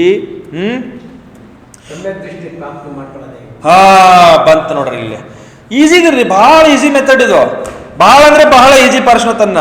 ಅಸತ್ಯ ಬಿಡೋದು, ಸತ್ಯ ಸ್ವೀಕಾರ ಮಾಡೋದ. ಅಸತ್ಯ ಬಿಡೋದ, ಸತ್ಯ ಸ್ವೀಕಾರ ಮಾಡೋದ. ಅಸತ್ಯ ಏನ? ಪಾರ್ಶ್ವನಾಥರು ಸಮ್ಯಕ್ತು ಪ್ರಾಪ್ತಿ ಮಾಡ್ಕೊಳ್ಳೋದಂದ್ರೆ ಹೇಗೆ ಅಂತ ಕೇಳಿದ್ರು. ಅಸತ್ಯ ಬಿಡೋದು, ಸತ್ಯ ಸ್ವೀಕಾರ ಮಾಡೋದು. ಸತ್ಯ ಅಸತ್ಯ ಅಂದ್ರೆ ಏನ್ ಗೊತ್ತಾಗಬೇಕಲ್ಲ ಮತ್ತೆ ನಮಗೆ, ಹೌದಿಲ್ರಿ? ಕಣ್ಣಿಂದ ನಾನು ಏನೇನು ನೋಡ್ತಾ ಇದ್ದೀನಿ ಅದೆಲ್ಲ ಅಸತ್ಯ ಇದೆ. ನಾನು ನನ್ನ ಕಣ್ಣಿಂದ ಏನೇನು ನೋಡ್ತಾ ಇದ್ದೀನಿ, ಆ ಕಣ್ಣಿಂದ ನೋಡಿರುವಂತ ಪ್ರತಿಯೊಂದು ವಸ್ತುಗಳ ಬಗ್ಗೆ ನಾನು 4 ಪ್ರಕಾರದ ಕಷಾಯಗಳನ್ನ ಮಾಡ್ತಾ ಇದ್ದೀನಿ ಇಲ್ಲಿ. ಕ್ರೋಧ, ಮಾನ್, ಮಾಯಾ, ಲೋಭ, ಈ 4 ಪ್ರಕಾರದ ಕಷಾಯಗಳನ್ನ ಆ ಕಣ್ಣಿಂದ ನೋಡಿರುವಂತ ಪ್ರತಿಯೊಂದು ಪದಾರ್ಥಗಳ ಮೇಲೆ, ವಸ್ತುಗಳ ಮೇಲೆ ಮಾಡ್ತಾ ಇದ್ದೀನಿ. ನನ್ನ ಕಣ್ಣಿಗೆ ಕಾಣಿಸುವಂತ ಪ್ರತಿಯೊಂದು ವಸ್ತು ಅಸತ್ಯ ಇದೆ.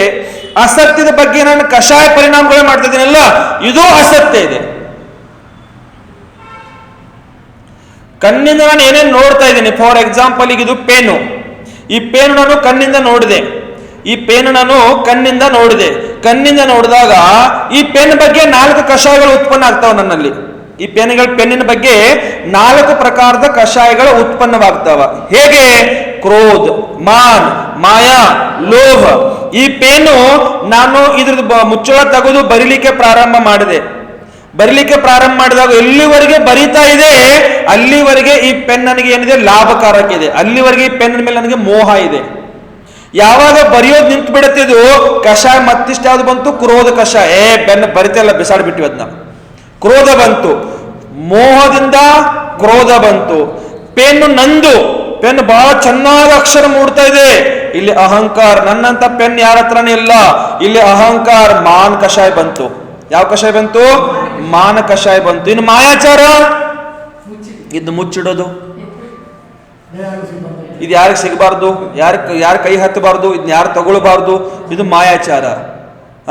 ಆಮೇಲೆ ಲೋಹ, ಈ ಪೆನ್ ನಂದುಪ್ಪ, ಇದು ನಾನು ಯಾರಿಗೂ ಕೊಡಲ್ಲ, ಇದು ಈ ಪೆನ್ ನಂದಿದು.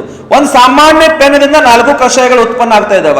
ಒಂದು ಸಾಮಾನ್ಯ ಪೆನ್ನದಿಂದ 4 ಕಷಾಯಗಳು ಉತ್ಪನ್ನ ಆಗ್ತದೆ ಅಂತಂದ್ರೆ, ನಾನು ನನ್ನ ಕಣ್ಣಿಂದ ನೋಡುವಂತ ಈ ಲೋಕದಲ್ಲಿ, ಈ ಸಂಸಾರದಲ್ಲಿ ಎಷ್ಟು ದ್ರವ್ಯ, ಎಷ್ಟು ಪದಾರ್ಥ, ಎಷ್ಟು ವಸ್ತುಗಳಿದಾವ, ಅವೆಲ್ಲ ಅಸತ್ಯ ಇದಾವ. ಆ ವಸ್ತುವಿನ ಮೇಲೆ, ಆ ಪದಾರ್ಥದ ಮೇಲೆ, ಆ ದ್ರವ್ಯದ ಮೇಲೆ ನಾನು 4 ಪ್ರಕಾರದ ಕಷಾಯಗಳನ್ನ ಮಾಡ್ತಾ ಇದ್ದೀನಿ. ಕ್ರೋಧ, ಮಾನ್, ಮಾಯಾ, ಲೋಭ. ಇವು ಸಹ ನನ್ನ ಆತ್ಮಕ್ಕೆ ಏನಿದಾವ? ಅಯೋಗ್ಯ ಇದಾವ. ಈ ಕಷಾಯಗಳು ನನಗೆ ಯೋಗ್ಯ ಇಲ್ಲ. ಈ ಕಷಾಯಗಳು ಕೂಡ ಅಸತ್ಯ ಇದಾವ. ಕ್ರೋಧ ಮಾಡಿದೆ, ಅದು ಅಸತ್ಯ ಇದೆ, ಮಿಥ್ಯಾತ್ವ ಇದೆ. ಮಾನ್ ಮಾಡಿದೆ, ಇದು ಅಸತ್ಯ ಇದೆ, ಮಿಥ್ಯಾತ್ವ ಇದೆ. ಮಾಯಾ ಮಾಡಿದೆ, ಇದು ಅಸತ್ಯ ಇದೆ, ಮಿಥ್ಯಾತ್ವ ಇದೆ. ಲೋಭ ಮಾಡಿದೆ, ಇದು ಅಸತ್ಯ ಇದೆ, ಮಿಥ್ಯಾತ್ವ ಇದೆ. ಈ ಕಷಾಯಾತೀತ ಆದಾಗ ನನಗೆ ನಿಜವಾಗಲೂ ಸಮ್ಯಕ್ತ್ವ, ಸಮೀಚೀನ ಸಮ್ಯಕ್ತ್ವ ಪ್ರಾಪ್ತಿ ಆಗೋದು. ಆ ಸಮೀಚೀನ ಸಮ್ಯಕ್ತ್ವ ಪ್ರಾಪ್ತಿ ಆದಾಗಲೇನೆ ನಾನು ಮುಕ್ತಿಯನ್ನು ಪಡ್ಕೊಳ್ಬಹುದು. ಸಾಮಾನ್ಯ ನೋಡ್ರಿ, ಅಸತ್ಯ ಅಂದ್ರೆ ಏನು? ಪಾರ್ಶ್ವನಾಥನ್ನ, ನಾನು ನನ್ನ ಕಣ್ಣಿಂದ ನೋಡುವಂತ ಸಮಸ್ತ ವಸ್ತು, ಚರ ಅಚರ ವಸ್ತುಗಳೆಲ್ಲ ಅಸತ್ಯ ಇದಾವ. ನಿಮ್ಮ ಹೆಂಡತಿ ಅಸತ್ಯ, ನಿಮ್ಮ ಮಕ್ಕಳು ಅಸತ್ಯ, ನಿಮ್ಮ ಅಳಿಯಗಳು ಅಸತ್ಯ, ಮೊಮ್ಮಕ್ಕಳು ಅಸತ್ಯ, ನಿಮ್ಮ ಮನೆ ಅಸತ್ಯ, ಗಾಡಿ ಮೋಟಾರ್ ಅಸತ್ಯ, ಎಲ್ಲ ಅಸತ್ಯ. ಶರೀರನೇ ಅಸತ್ಯ ಅಂದ್ರೆ ಬಾಹ್ಯ ವಸ್ತುಗಳು ಸಹ ಏನಿದಾವ ಎಲ್ಲ ಅಸತ್ಯ. ಇದೆಲ್ಲ ಮಿಥ್ಯಾತ್ವ. ಇದ್ರ ಬಗ್ಗೆ ನಂದು ಅನ್ನುವಂತ ಭಾವ ಇದೆಯಲ್ಲ, ಅದು ಮಿಥ್ಯಾತ್ವ. ಇದು ಮಿಥ್ಯಾತ್ವ. ಈ ಮಿಥ್ಯಾತ್ವ ಬಿಡ್ರಿ. ಆ ದೇವಿ ದೇವತೆಗಳನ್ನ ಪೂಜಿಸೋದು, ಯಕ್ಷಗಳನ್ನ ಪೂಜಿಸೋದು ಬಿಡೋದು, ಅವ್ರನ್ನ ಆರಾಧಿಸುವುದು, ಇವೆಲ್ಲ ಕೆಲವರು ನಿಮಗೆ ಹೇಳ್ತಾ ಇರೋದು ವ್ಯವಹಾರದಲ್ಲಿ. ಇದೆಲ್ಲ ವ್ಯವಹಾರದಲ್ಲಿ. ಆ ವ್ಯವಹಾರ ಬಿಟ್ಟು ನಿಶ್ಚಯದಲ್ಲಿ ಬಂದು ಇಳ್ಕೊಂಡ್ಬಿಡ್ರಿ. ಸಮ್ಯಕ್ತು ಪಡ್ಕೊಳ್ತೀರಾ, ಸತ್ಯ ಸ್ವೀಕಾರ ಮಾಡ್ಕೊಳ್ತೀರಾ. ಆ ಸತ್ಯದಿಂದ ನಿಮಗೆ ಮೋಕ್ಷ ಮಾರ್ಗ ಪ್ರಶಸ್ತವಾಗುತ್ತದೆ. ಪಿಂಚಿ ಇದೆ. ಪಿಂಚಿ ಯಾರ್ದಿದು ಕೇಳಿದಾಗ ಏನಂತ ಹೇಳ್ತೀರಿ ನೀವು? ಇದು ಪಿಂಚಿ ಯಾರ್ದಿದು?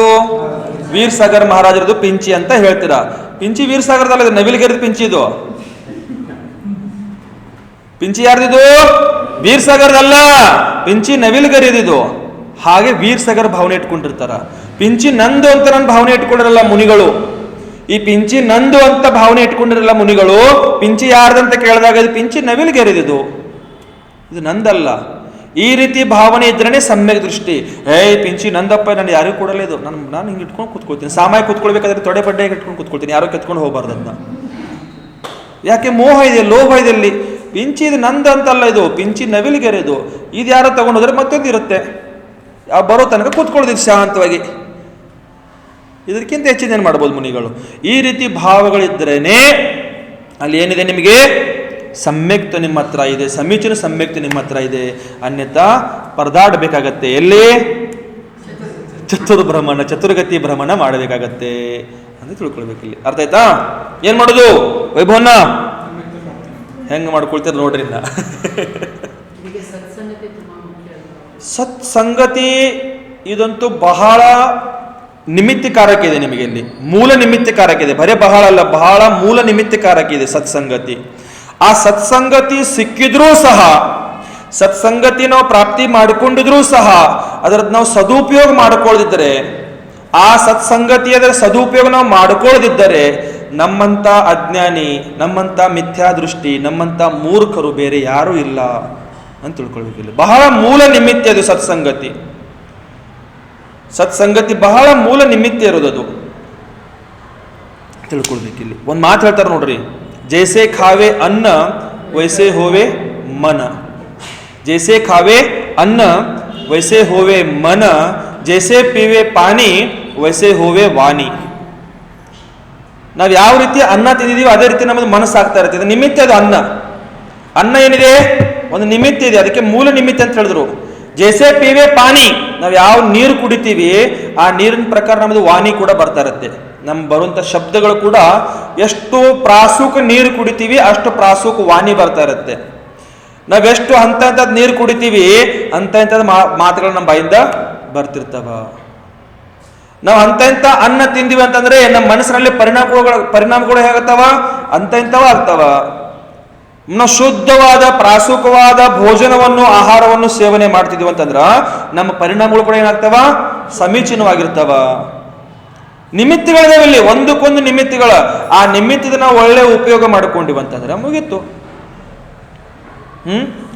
ಅನ್ನನೇ ಇದೆ. ಈಗ ಚೌಕದಲ್ಲಿ ಏನು ಅಡಿಗೆ ಮಾಡ್ತೀರಾ ಅದು ಅನ್ನನೇ ಇದೆ, ಹೋಟೆಲ್ದಲ್ಲಿ ಸಹ ಸಿಗೋದು ಅದು ಅನ್ನನೇ ಇದೆ. ಅನ್ನದಲ್ಲಿ ಏನು ಬೇರೆ ಇಲ್ಲ, ಅದು ಅನ್ನ ಇದೆ, ಇದು ಅನ್ನ ಇದೆ. ಚೌಕದಲ್ಲಿ ಯಾಕೆ ಮಾಡಬೇಕು? ಅಲ್ಲಿ ಹೋಟೆಲ್ದಲ್ಲಿ ತಂದು ತಿನ್ನಿಸಬಹುದಲ್ಲ ಮುನಿಗಳಿಗೆ. ಪಾಪ ಇದೆ ಅಂತಲ್ಲ, ಅದು ಅನ್ನನೇ ಇದೆ, ಇದು ಅನ್ನನೇ ಇದೆ. ಆ ಹೋಟೆಲ್ದಾಗಿಂದ ತಂದು ತಿನ್ನಿಸಬಹುದಲ್ಲ ಮುನಿಗಳಿಗೆ. ಯಾಕೆ ತಿನ್ನಬಾರ್ದು ಮುನಿಗಳು ಹೋಟೆಲ್ದಾಗಿಂದ?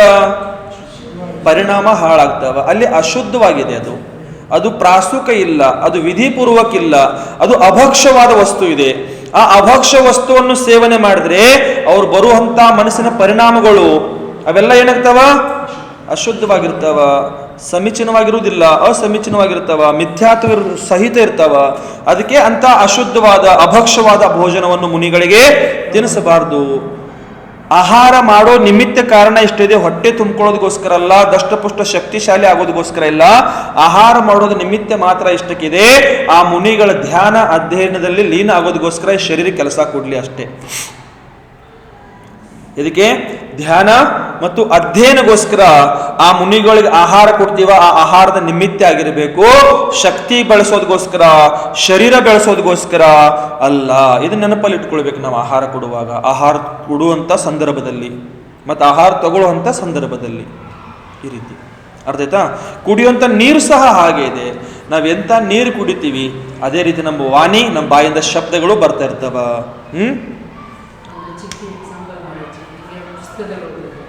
ಮಣಿಗಳು ಆಹಾರಕ್ಕೆ ಹೋಗ್ತಾರೆ. ಹೋದ್ಮೇಲೆ ಅಲ್ಲಿ ಎಲ್ಲ ಇರುತ್ತೆ. ಮತ್ತು ಎಲ್ಲ ಆಹಾರ ಆದಮೇಲೆ ಕಮಂಡಿನಲ್ಲಿ ಒಂದು ಬೆಳ್ಳಿ ಚಮಚ ಹಾಕೊಂಡು ಬಂದ್ಬಿಡ್ತಾರೆ. ಆಮೇಲೆ ಹೋದ್ಮೇಲೆ ವಾಪಸ್ ಬಂದಮೇಲೆ ಅವ್ರ ಗೊತ್ತು ಯಾಕೆ ಈ ಥರ ನನಗೆ ಭಾವ ಬಂತು ಅಂತ. ಆಹಾರ ಮಾಡಿದವ್ರಿಗೆ ಕೇಳಿದ್ರು, ಏನು ನೀವು ಯಾವ ಉದ್ಯೋಗ ಕಳ್ಳತನದಿಂದ ಹಾಗೆ ಇದೆ ಅದು. ಏನಾಗ್ತದೆ, ಒಬ್ಬರು ಮುನಿಗಳು ಆಹಾರಕ್ಕೆ ಹೋಗಿರ್ತಾರೆ, ಆಹಾರ ಪಡ್ಗಾನ ಆಗತ್ತೆ, ಆಹಾರ ಮಾಡ್ತಾರೆ. ಆಹಾರ ಎಲ್ಲ ಆದ ನಂತರ ವಾಪಸ್ ಕಮಂಡಲು ತಗೊಂಡು ಬರ್ತಾವಾಗ ನಿಮ್ ಚಮಚ ಅಂತ ಹೇಳಿದ್ರೆ ನಾವು ಕೇಳ್ಕೊಂಡಿರುವಾಗ ನಮ್ಮದು ಜಪದ ಮಾಲೆ ಅಂತ ಕೇಳಿ ಸಿಕ್ತು, ಜಪಸರ ಅಂತ ಕೇಳಿ ಸಿಕ್ತು. ಬೆಳ್ಳಿ ಜಪಸರ ಇತ್ತು. ಕಲಶದ ಮೇಲೆ ತೆಂಗಿನಕಾಯಿ ಮೇಲೆ ಜಪಸರ ಸುತ್ತಿದಿತ್ತು ಅದು. ಬರುವಾಗ ಮುನಿಗಳು ಏನ್ ಮಾಡ್ತಾರೆ ಅಂತಂದ್ರೆ, ಅದು ಹೊರಗಡೆ ಕಮಂಡ್ಲು, ಅಲ್ಲಿ ಕಮಂಡದ ಪಕ್ಕದಲ್ಲೇ ಅದು ಕಲಶ ಇಟ್ಟಿದ್ರು. ಆ ಕಲಶದ ಮೇಲೆ ಇರುವಂತಹ ಜಪಸರ, ಬೆಳ್ಳಿ ಜಪಸರ ಬಹಳ ಚೆನ್ನಾಗಿ ಕಾಣಿಸ್ತು, ಬಹಳ ಸುಂದರ ಕಾಣಿಸ್ತು ಅವರಿಗೆ. ಆ ಜಪಸರ ಕಮಂಡದ ಒಳಗಡೆ ಹಾಕೊಂಡು ತಗೊಂಡು ಬಂದ್ಬಿಟ್ರು. ತಗೊಂಡು ಬಂದ್ರು, ಸಾಮಾಯಿಕ ಸ್ಥಾನದಲ್ಲಿ ಹೋಗಿ ಸಾಮಾಯಿಕ ಕೂತ್ಕೊಂಡ್ರು. ಸಾಮಾಯಿಕ ಅವ್ರು ಕೂತ್ಕೊಳ್ಳಿಕ್ಕೆ ಆಗ್ತಿಲ್ಲ. ಮನಸ್ಸು ವಿಚಲಿತ ಆಗ್ಲಿಕ್ಕೆ ಸ್ಟಾರ್ಟ್ ಆಯ್ತು. ಯಾಕೆ ನನಗೆ ಈ ರೀತಿ ಆಗ್ತಾ ಇದೆ, ಯಾಕೆ ನನ್ನ ಮನಸ್ಸು ವಿಚಲಿತ ಆಗ್ತಾ ಇದೆ ಅಂತ ಚಿಂತನೆ ಮಾಡಿದಾಗ ಕಮಂಡ್ಲು ಕಾಣಿಸ್ತು. ಕಮಂಡದಲ್ಲಿ ಜಪಸರ ಇತ್ತು. ಆ ಜಪಸರ ನೋಡಿ, ಅಯ್ಯೋ ನಾನು ಕಳ್ತನ ಮಾಡ್ಕೊಂಡು ಬಂದಲ್ಲ, ಈ ಜಪಸರ ನಾನು ಕಳ್ತನ ಮಾಡ್ಕೊಂಡು ಬಂದಲ್ಲ, ಈ ಕಳ್ತನ ಮಾಡ್ಕೊಂಡು ಬರುವಂತ ಭಾವನೆ ಯಾಕಾಯ್ತು ನನಗೆ ಅನ್ನುವಂತ ಆ ಭಾವ ಪ್ರಕಟ ಆದಾಗ ಆ ಜಪಸರ ತೆಗೆದಲ್ಲಿ ಸೈಡ್ ಕೆಡ್ತಾರ. ಮತ್ತೆ ಯಾರ ಮನೆಯಲ್ಲಿ ಚೌಕ ಆಹಾರ ಆಗಿತ್ತೋ ಅವ್ರನ್ನ ಕರೆಸ್ತಾರ. ಅಲ್ಲಿ ಕರೆಸಿ ಕೇಳ್ತಾರ, ನೀವೇನು ಉದ್ಯೋಗ ಮಾಡ್ತೀರಪ್ಪ, ನೀವೇನು ಕೆಲಸ ಮಾಡ್ತೀರಾ, ಏನ್ ನಿಮ್ಮದು ಬಿಸ್ನೆಸ್ ಇದೆ, ನಿಮಗೆ ವ್ಯವಹಾರಗಳು ಏನಿದಾವ ಅಂತ ಕೇಳಿದಾಗ ಅವರು ಸತ್ಯ ಹೇಳ್ಬೇಕು. ನನಗೆ ಸತ್ಯ ಹೇಳ್ತಿದ್ರೆ ನಿಮಗೆ ನಾನೊಂದು ಒಳ್ಳೆ ಆಶೀರ್ವಾದ ಕೊಡ್ತೀನಿ ಏನೋ ಅವ್ರಿಗೆ ಹೇಳ್ತಾರೆ. ಹಿಂಗಲ್ಲ, ಅವಾಗ ಸತ್ಯ ಹೇಳ್ಬೇಕಂದಾಗ ಒಪ್ಕೊಂಡ್ಬಿಡ್ತಾರ ಅವರು. ಮಹಾರಾಜರ, ನಾವು ನಮ್ಮ ಕೆಲಸಗಳು, ನಮ್ಮ ಕಾರ್ಯಕಲಾಪಗಳು ಏನಿದಾವ ಅಧಾರ್ಮಿಕವಾಗಿದಾವ, ಅಧಾರ್ಮಿಕವಾಗಿ ಅಂದ್ರೆ ಧರ್ಮಕ್ಕೆ ಸಂಬಂಧಪಟ್ಟದ ನಮ್ಮ ಕಾರ್ಯಗಳಿಲ್ಲ. ನಾವೆಲ್ಲ ಹಿಂದೆ ಬೇಕಾದ ಕಳ್ತನ ಮಾಡೋದು ಅದು ಇಂಥದೆಲ್ಲ ಮಾಡ್ತಿರ್ತೀವಿ ನಾವು ಅಂತ ಹೇಳಿದಾಗ, ಸರಿ ಇದೆಯಪ್ಪ, ನೀವು ಕಳ್ತನ ಮಾಡಿ ತಂದಿಟ್ಟಿರುವಂತ ಆಹಾರ ನಾನ್ ತಿಂದೆ, ನನಗೂ ಕಳ್ತನ ಮಾಡುವಂತ ಭಾವನೆ ಆಯ್ತು, ಇದು ತಗೊಳ್ರಿ ನಿಮ್ ಜಪಸರ ಅಂತ ಹೇಳಿ ಜಪಸರ ಕೊಟ್ಬಿಡ್ತಾರ ಅವ್ರ ಕೈಯಲ್ಲಿ. ಈ ರೀತಿ ಅದೇ ಹೇಳ್ತಾರಲ್ಲಿ, ಉದಾಹರಣೆಗಳು ಬಹಳಷ್ಟು ಬರ್ತಾವ ಅಂತವೆಲ್ಲಮ್ಮ, ಬಹಳಷ್ಟು ಉದಾಹರಣೆ ಬರ್ತಾವ. ಯಾವ ರೀತಿ ಯಾವ ಪರಿಣಾಮಯುಕ್ತ ನೀವು ಆಹಾರ ಕೊಡ್ತೀರಾ ಆ ಪರಿಣಾಮಗಳಲ್ಲಿ ಮುನಿಗಳ ಮೇಲೆ ಪ್ರಭಾವಶಾಲಿ ಆಗ್ತಿರ್ತಾವ. ಆಹಾರ ಕೊಡುವಾಗ ಸಹ ನಿಮ್ಮ ಪರಿಣಾಮಗಳು ಕಷಾಯುಕ್ತವಾಗಿರಬಾರದು ಅಂತ ಹೇಳಿದ್ದಾರೆ. ಆಹಾರ ಕೊಡುವಾಗ ಸಹ ಪರಿಣಾಮದಲ್ಲಿ ಕಷಾಯುಕ್ತವಾಗಿ ಕ್ರೋಧ, ಮಾನ್, ಮಾಯಾ, ಲೋಭ ಈ 4 ಪ್ರಕಾರದ ಕಷಾಯುಕ್ತವಾಗಿ ನೀವು ಆಹಾರ ಕೊಡ್ತಿದ್ರಂತಂದ್ರೆ ಅದೇ ಪ್ರಭಾವ ಆ ಮುನಿಗಳ ಮೇಲೆ ಬೀಳ್ತಾ ಇರತ್ತೆ. ಆ ಮುನಿಗಳ ಧ್ಯಾನ ಮಾಡೋಕ್ಕಾಗಲ್ಲ, ಅಧ್ಯಯನ ಮಾಡೋಕ್ಕಾಗಲ್ಲ, ಸಾಮಾಯಿಕ ಮಾಡೋಕ್ಕಾಗಲ್ಲ, ಅವ್ರ ತಪಚರ್ಯ ಮಾಡೋಕ್ಕಾಗಲ್ಲ, ಯಾವುದೂ ಕ್ರಿಯೆಗಳು ಮುನಿಗಳದು ಸಹ ಮಾಡಲಿಕ್ಕೆ ಆಗುವುದಿಲ್ಲ.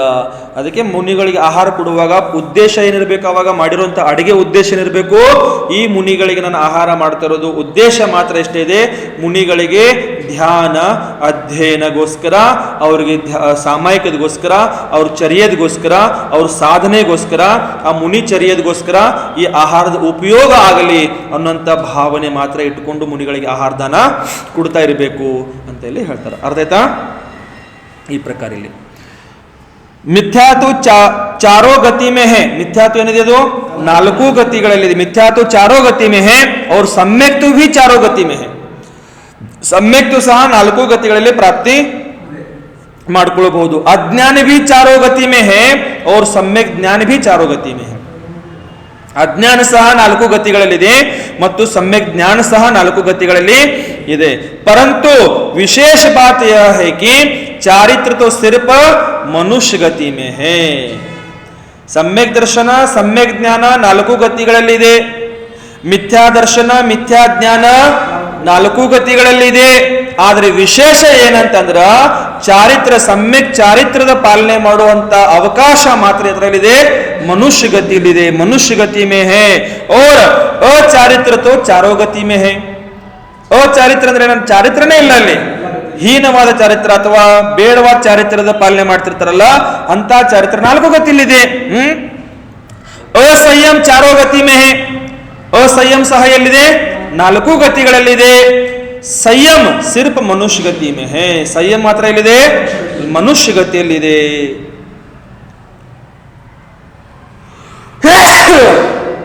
ಪರಮಾತ್ಮ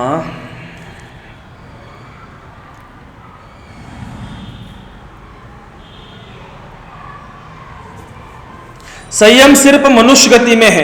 सब मनुष्यों को संयम नहीं होता. ಸಂಯಮ ಮಾತ್ರ ಮನುಷ್ಯ ಗತಿಯಲ್ಲಿದೆ ಪಂಡಿತರ, ಆದ್ರೆ ಸಂಯಮ ಎಲ್ಲ ಮನುಷ್ಯರಿಗೆ ಆಗುವುದಿಲ್ಲ. ಮನುಷ್ಯ ಗತಿಯಲ್ಲಿ ಸಂಯಮ ಇದೆ ಅಂತಂದ್ರೆ ಎಲ್ಲಾ ಮನುಷ್ಯರಿಗೆ ಸಂಯಮದ ಪಾಲನೆ ಮಾಡಲಿಕ್ಕೆ ಆಗುವುದಿಲ್ಲ. ಸಂಯಮ ನಹಿ ಹೋತಾ. ಆರ್ಯಖಂಡದಲ್ಲಿ ಇನ್ನು ಹೇಳ್ರಿ, ಸಂಯಮ ಯಾವ ಜೀವಿಗಳಿಗೆ ಮಾತ್ರ ಸಿಗತ್ತೆ ಅಂತ ಹೇಳ್ತಾರಲ್ಲಿ. ಪ್ರಥಮವಾಗಿ ಆರ್ಯಖಂಡದಲ್ಲಿ, ಭರತ ಕ್ಷೇತ್ರದಲ್ಲಿ 6 ಖಂಡಗಳಿದಾವ. ಎಷ್ಟು? 6 ಖಂಡ ಇದಾವ. 5 ಮ್ಲೇಚ್ಛ ಖಂಡ ಇದಾವ, 1 ಆರ್ಯ ಖಂಡ ಇದೆ. 5 ಮ್ಲೇಚ್ಛ ಖಂಡ, 1 ಆರ್ಯ ಖಂಡ. ಈ ಆರ್ಯ ಖಂಡದಲ್ಲಿ ಉಚ್ಚ ಗೋತ್ರದಲ್ಲಿರುವಂತ ಜೀವಿಗಳಿಗೆ, ಯಾವ ಗೋತ್ರ? ಉಚ್ಚ ಗೋತ್ರ. 2 ಗೋತ್ರ ಇದಾವ, ಒಂದು ನೀಚ ಗೋತ್ರ ಮತ್ತೊಂದು ಉಚ್ಚ ಗೋತ್ರ.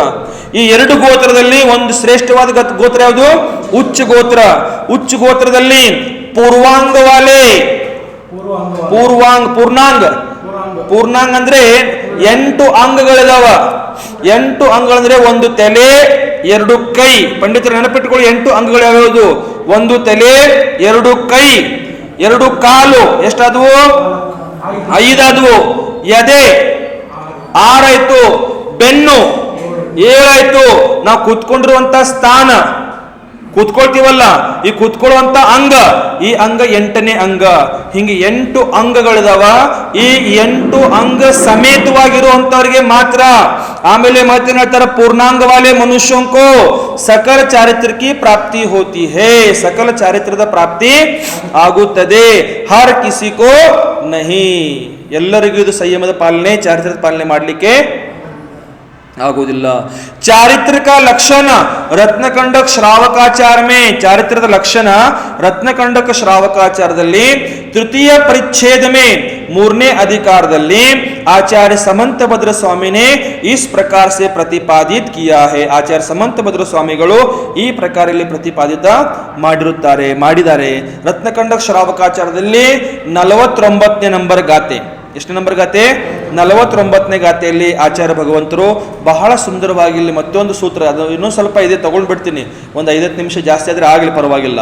ಏನ್ ಹೇಳ್ತಿದಾರೆ ಅಂತಂದ್ರೆ, ಹಿಂಸಾನೃತ ಚೌರ್ಯೋಭ್ಯೋ ಮೈಥುನ ಸೇವಾ ಪರಿಗ್ರಹಾಭ್ಯಾಂ ಚ ಪಾಪ ಪ್ರಣಾಳಿ ಕಾಭ್ಯೋ ವೀರತಾ ಸಂಜ್ಞಸ್ಯ ಚಾರಿತ್ರಂ ಅಂತ ಸೂತ್ರ ಇದು ರತ್ನಕಂಡ ಶ್ರಾವಕಾಚಾರದು. ಇದರಲ್ಲಿ ಆ ಮನುಷ್ಯ ಹೇಗಿರ್ಬೇಕಂತ ಹೇಳ್ತಾರೆ ಇಲ್ಲಿ ವೈಭವನ್ನ. झूठ, हिंसा, चोरी, कुशील और परिग्रह के शुभ आश्रव से बचने के लिए 5 पापों को मान, वचन और काय से कृतकारित और अनुमोदना से त्याग करना सोच सम्यक चारित्र कहलाता है. ಏನಿದ್ರಲ್ಲಿ 5 ಪಾಪಗಳು: ಹಿಂಸೆ ಮಾಡೋದು, ಕಳ್ಳತನ ಮಾಡೋದು, ಸುಳ್ಳು ಮಾತಾಡೋದು, ಕುಶಲ ಸೇವನೆ ಮಾಡೋದು, ಪರಿಗ್ರಹ ಸಂಗ್ರಹ ಮಾಡೋದು. ಈ 5 ಪ್ರಕಾರದ ಪಾಪಗಳನ್ನ ಈ ಶುಭ ಆಶ್ರವದಿಂದ ಬಚಾವ್ ಮಾಡ್ಕೊಳ್ಳಿಕ್ಕೆ, ಅಶುಭ ಆಶ್ರವದಿಂದ ಬಚಾವ್ ಮಾಡ್ಕೊಳ್ಳಿಕ್ಕೆ, ಇಲ್ಲಿ ಅಶುಭ ಕರ್ಮದ ಆಶ್ರವ ಆಗ್ತಾ ಇದೆ. 5 ಪಾಪಗಳನ್ನ ಮಾಡ್ತಿರುವಾಗ ಅಶುಭ ಕರ್ಮಗಳನ್ನ ನಾವು ಆಶ್ರವ ಮಾಡ್ಕೊಳ್ತಾ ಇದೀವಿ.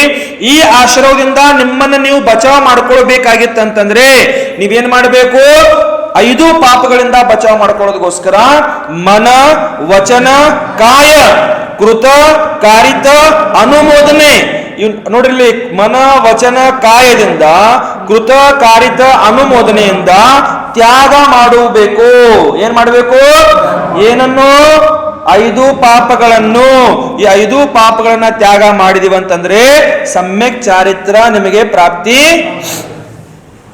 ಇಲ್ಲದಿದ್ದರೆ ಇಲ್ಲ ಅಂತ ತಿಳ್ಕೊಳ್ಬೇಕು. और चारित्र से व्यक्ति महान बनता है. व्यक्ति महान ಹೇಗಾಗ್ತಾನ? ಚಾರಿತ್ರದಿಂದ ವ್ಯಕ್ತಿ ಮಹಾನ್ ಆಗ್ತಾನ. पवित्र बनता है, पवित्र ಆಗ್ತಾನ. ಚಾರಿತ್ರ से पतित पावन बन जाता है. ಚಾರಿತ್ರದ ಪ್ರಭಾವದಿಂದ ಒಬ್ಬ ಸಾಮಾನ್ಯ ಪತಿತ, ಸಾಮಾನ್ಯ ಒಬ್ಬ ಜೀವ ಪಾವನ ಸ್ಥಾನದಲ್ಲಿ ಹೋಗ್ಬಿಡ್ತಾನ. ಆಮೇಲೆ ಮಲಿನ ಪ್ರಾಣಿ ಕುಲೀನ್ ಬನ್ ಜಾತಾ ಹೈ. ಮಲಿನ ಪ್ರಾಣಿ ಏನಾಗ್ತಾನ? ಕುಲೀನ್ ಆಗ್ಬಿಡ್ತಾನ. ಇನ್ಸಾನ್ ಭಗವಾನ್ ಬನ್ ಜಾತಾ ಹೈ. ಮನುಷ್ಯ ಏನಾಗ್ತಾನ? ಒಬ್ಬ ಭಗವಾನ್ ಆಗ್ಬಿಡ್ತಾನ. ಕಿಂಕರ್ ತೀರ್ಥಂಕರ್ ಬನ್ ಜಾತಾ ಹೈ. ಕಿಂಕರ್ ಸಾಮಾನ್ಯ ಜೀವ ಒಬ್ಬ ತೀರ್ಥಂಕರ್ ಆಗ್ಬಿಡ್ತಾನ. ಚಾರಿತ್ರ ಕಿ ಮಹಿಮಾ ಅಚಿಂತ್ಯ ಹೈ. ಚಾರಿತ್ರದ ಮಹಿಮೆ ಏನಿದು ಅಚಿಂತ್ಯವಾಗಿದೆ. ಸಮ್ಯಕ್ ದರ್ಶನ ಕಿ ಪರಮ ವಿಶುದ್ಧಿ ಕಾ ಫಲ ಪರಮ ವಿಶುದ್ಧಿ ಚಾರಿತ್ರ ಹೇ. ಸಮ್ಯಕ್ ದರ್ಶನದ ಪರಮ ವಿಶುದ್ಧಿಯ ಫಲ ಯಾವುದಿದೆ ಅಂತಂದ್ರೆ ಅದು ಪರಮ ವಿಶುದ್ಧಿ ಚಾರಿತ್ರವಾಗಿದೆ. और शुद्ध चारित्र का फल निज शुद्ध आत्मा का ध्यान है. ಮತ್ತು ಶುದ್ಧ ಚಾರಿತ್ರ್ಯದ ಫಲ ಯಾವುದಿದೆ ಅಂತಂದ್ರೆ ಅದು ನಿಜ ಶುದ್ಧ ಆತ್ಮನ ಧ್ಯಾನ ಇದೆ. और आत्म ध्यान का फल महानिर्वाण है. ಮತ್ತು ಆತ್ಮ ಧ್ಯಾನದ ಫಲ ಯಾವುದಿದೆ? महानिर्वाण ಇದೆ. जो प्रत्येक भव्य प्राणी अंतिम फल के रूप में चाहते हैं. ಮತ್ತು ಪ್ರತಿಯೊಂದು ಭವ್ಯ ಜೀವಿಗಳು ಅಂತಿಮ ಫಲ ರೂಪದಲ್ಲಿ ಅದನ್ನ ಕೇಳ್ಕೊಳ್ತಿರ್ತಾರ, ಭಾವನೆ ಮಾಡ್ತಿರ್ತಾರ. ಚಾರಿತ್ರ ಧಾರಣ करने की ಭಾವನಾ, ಚಾರಿತ್ರ ಧಾರಣೆ ಮಾಡಿಕೊಳ್ಳುವಂತ ಭಾವನೆ ಇದೆಯಲ್ಲ ಪಂಡಿತರೇ, ಪಾರ್ಶ್ವತನ ಭಾವನಾ ಪ್ರತ್ಯೇಕ ಭವ್ಯ ಜೀವ करता है. ಪ್ರತಿಯೊಬ್ಬ ಜೀವ ಆ ಚಾರಿತ್ರ್ಯ ಧಾರಣೆ ಮಾಡ್ಕೊಳ್ಬೇಕಂತ ಭಾವನೆ ಮಾಡ್ತಿರ್ತಾನ. ಪರಂತು ಪ್ರತ್ಯೇಕ ಪ್ರಾಣಿ ಪ್ರಾಪ್ತ ನಹಿ ಕರ್ ಪಾತಾ ಹೈ, ಆದ್ರೆ ಪ್ರತ್ಯೇಕ ಪ್ರಾಣಿಗಳು ಅದನ್ನ ಪ್ರಾಪ್ತ ಮಾಡ್ಕೊಳ್ಳಕ್ಕೆ ಆಗುವುದಿಲ್ಲ. ಕ್ಯೋಂಕಿ ಯಾಕಂತಂದ್ರೆ ಜಬ್ ತಕ್ ಚಾರಿತ್ರ ಮೋಹನಿ ಕರ್ಮಕ ಮಂದೋದಯ ನಹಿ ಹೋಗಾ, ಎಲ್ಲಿವರೆಗೆ, ಯಾಕೆ ಅಂತಂದ್ರೆ ಎಲ್ಲಿವರೆಗೆ ಚಾರಿತ್ರ ಮೋಹನೀಯ ಕರ್ಮದ ಮಂದೋದಯ, ಮಂದ ಮತ್ತು ಉದಯ ಇರುವುದಿಲ್ಲ, ಅಲ್ಲಿವರೆಗೆ ತಬ್ ತಕ್ ಚಾರಿತ್ರ ಧಾರಣ करने की ಯೋಗ್ಯತಾ ಮನುಷ್ಯ में नहीं आ सकती, ಅಲ್ಲಿವರೆಗೆ ಚಾರಿತ್ರ ಧಾರಣೆ ಮಾಡುವಂತ ಯೋಗ್ಯತೆ ಮನುಷ್ಯನಲ್ಲಿ ಬರುವುದಿಲ್ಲ. ಅರ್ಥ ಐತೇನ್ರಿ? ಖುಷಿ ಆದ್ರಲ್ಲಿ ಸಂತೋಷನ್ನ, ಸಂತೋಷಪ್ಪ ಖುಷಿಯಲ್ಲಿ. ಮಹಾರಾಜರು ದಿನ ಬೈತಿರ್ತಾರೆ, ಇವತ್ತು ಖುಷಿ ಆಗಿಬಿಟ್ರು ಅವರು. जन्म जरा और मृत्यु को मारने के लिए ಚಾರಿತ್ರ ರಾಮಬಾಣ ಹೇ. ಜನ್ಮ ಜರ ಮತ್ತು ಮೃತ್ಯು ಈ ರೋಗವನ್ನು ನಾಶ ಮಾಡಲಿಕ್ಕೆ ಏನಿದೆ ಚಾರಿತ್ರ ರಾಮಬಾಣ ಪ್ರಕಾರ ಇದೆ. ಅದು ಚಾರಿತ್ರ ಏಕ್ ಅಮೋಘ ಅಸ್ತ್ರ ಹೇ, ಚಾರಿತ್ರ ಏನಿದೆ ಒಂದು ಅಮೋಘವಾದ ಅಸ್ತ್ರ ಇದೆ. ಪರಂತು ಪ್ರಶ್ನೆ ಯಹ ಖಡಾ ಹೋತಾ ಹೈ ಕಿ ಚಾರಿತ್ರ ಕ್ಯೂ ಧಾರಣ ಕಿಯಾ ಜಾತಾ ಹೇ. ಇಲ್ಲಿ ಏನ್ ಹೇಳ್ತಾರೆ ಅಂದ್ರೆ, ಪರಂತು ಪ್ರಶ್ನೆ ಒಂದಿಲ್ಲೇನು ಉದ್ಭವ ಆಗತ್ತೆ ಅಂತಂದ್ರೆ, ಚಾರಿತ್ರ ಕ್ಯೂ ಯಾಕೆ ಧಾರಣ ಕಿಯಾ ಜಾತಾ ಹೈ, ಧಾರಣೆ ಮಾಡಿಕೊಳ್ಬೇಕಾಗುತ್ತದೆ ಅಂತ ಪ್ರಶ್ನೆ ಬಂದಾಗ ರತ್ನಕಂಡ ಶ್ರಾವಕಾಚಾರದಲ್ಲಿ 47ನೇ ನಂಬರ್ ಗಾಥೆಯನ್ನು ಇಲ್ಲಿ ಆಚಾರ್ಯ ಭಗವಂತರು ಹೇಳೋರಿದ್ದಾರೆ. ಅದನ್ನ ನಾವು ನಾಳೆ ನೋಡುವ. ಬೋಧಿ ಸಮಾಧಿ ಪರಿಣಾಮ ಶುದ್ಧಿ ಸಾತ್ಮೋಪಲಬ್ಧಿ ಶಿವ ಸೌಖ್ಯ ಸಿದ್ಧಿ ಚಿಂತಾಮಣಿಂ ಚಿಂತಿತ ವಸ್ತು ದಾನೆ ತ್ವಾಮಂದ್ಯಮಾನಸ್ಯ ಮಮಸ್ತು ದೇವಿ ನಮೋ ಅರಿಹಂತಾನಂ ನಮೋ ಸಿದ್ಧಾನಂ ನಮೋ ಆಯಿರಿಯಾನಂ ನಮೋ ಉವಜ್ಜಾಯಾನಂ ನಮೋ ಲೋಯೇ ಸೌವಸಾಹುನಂ. जय बोलो द्वादशांग जिनवानी माता की।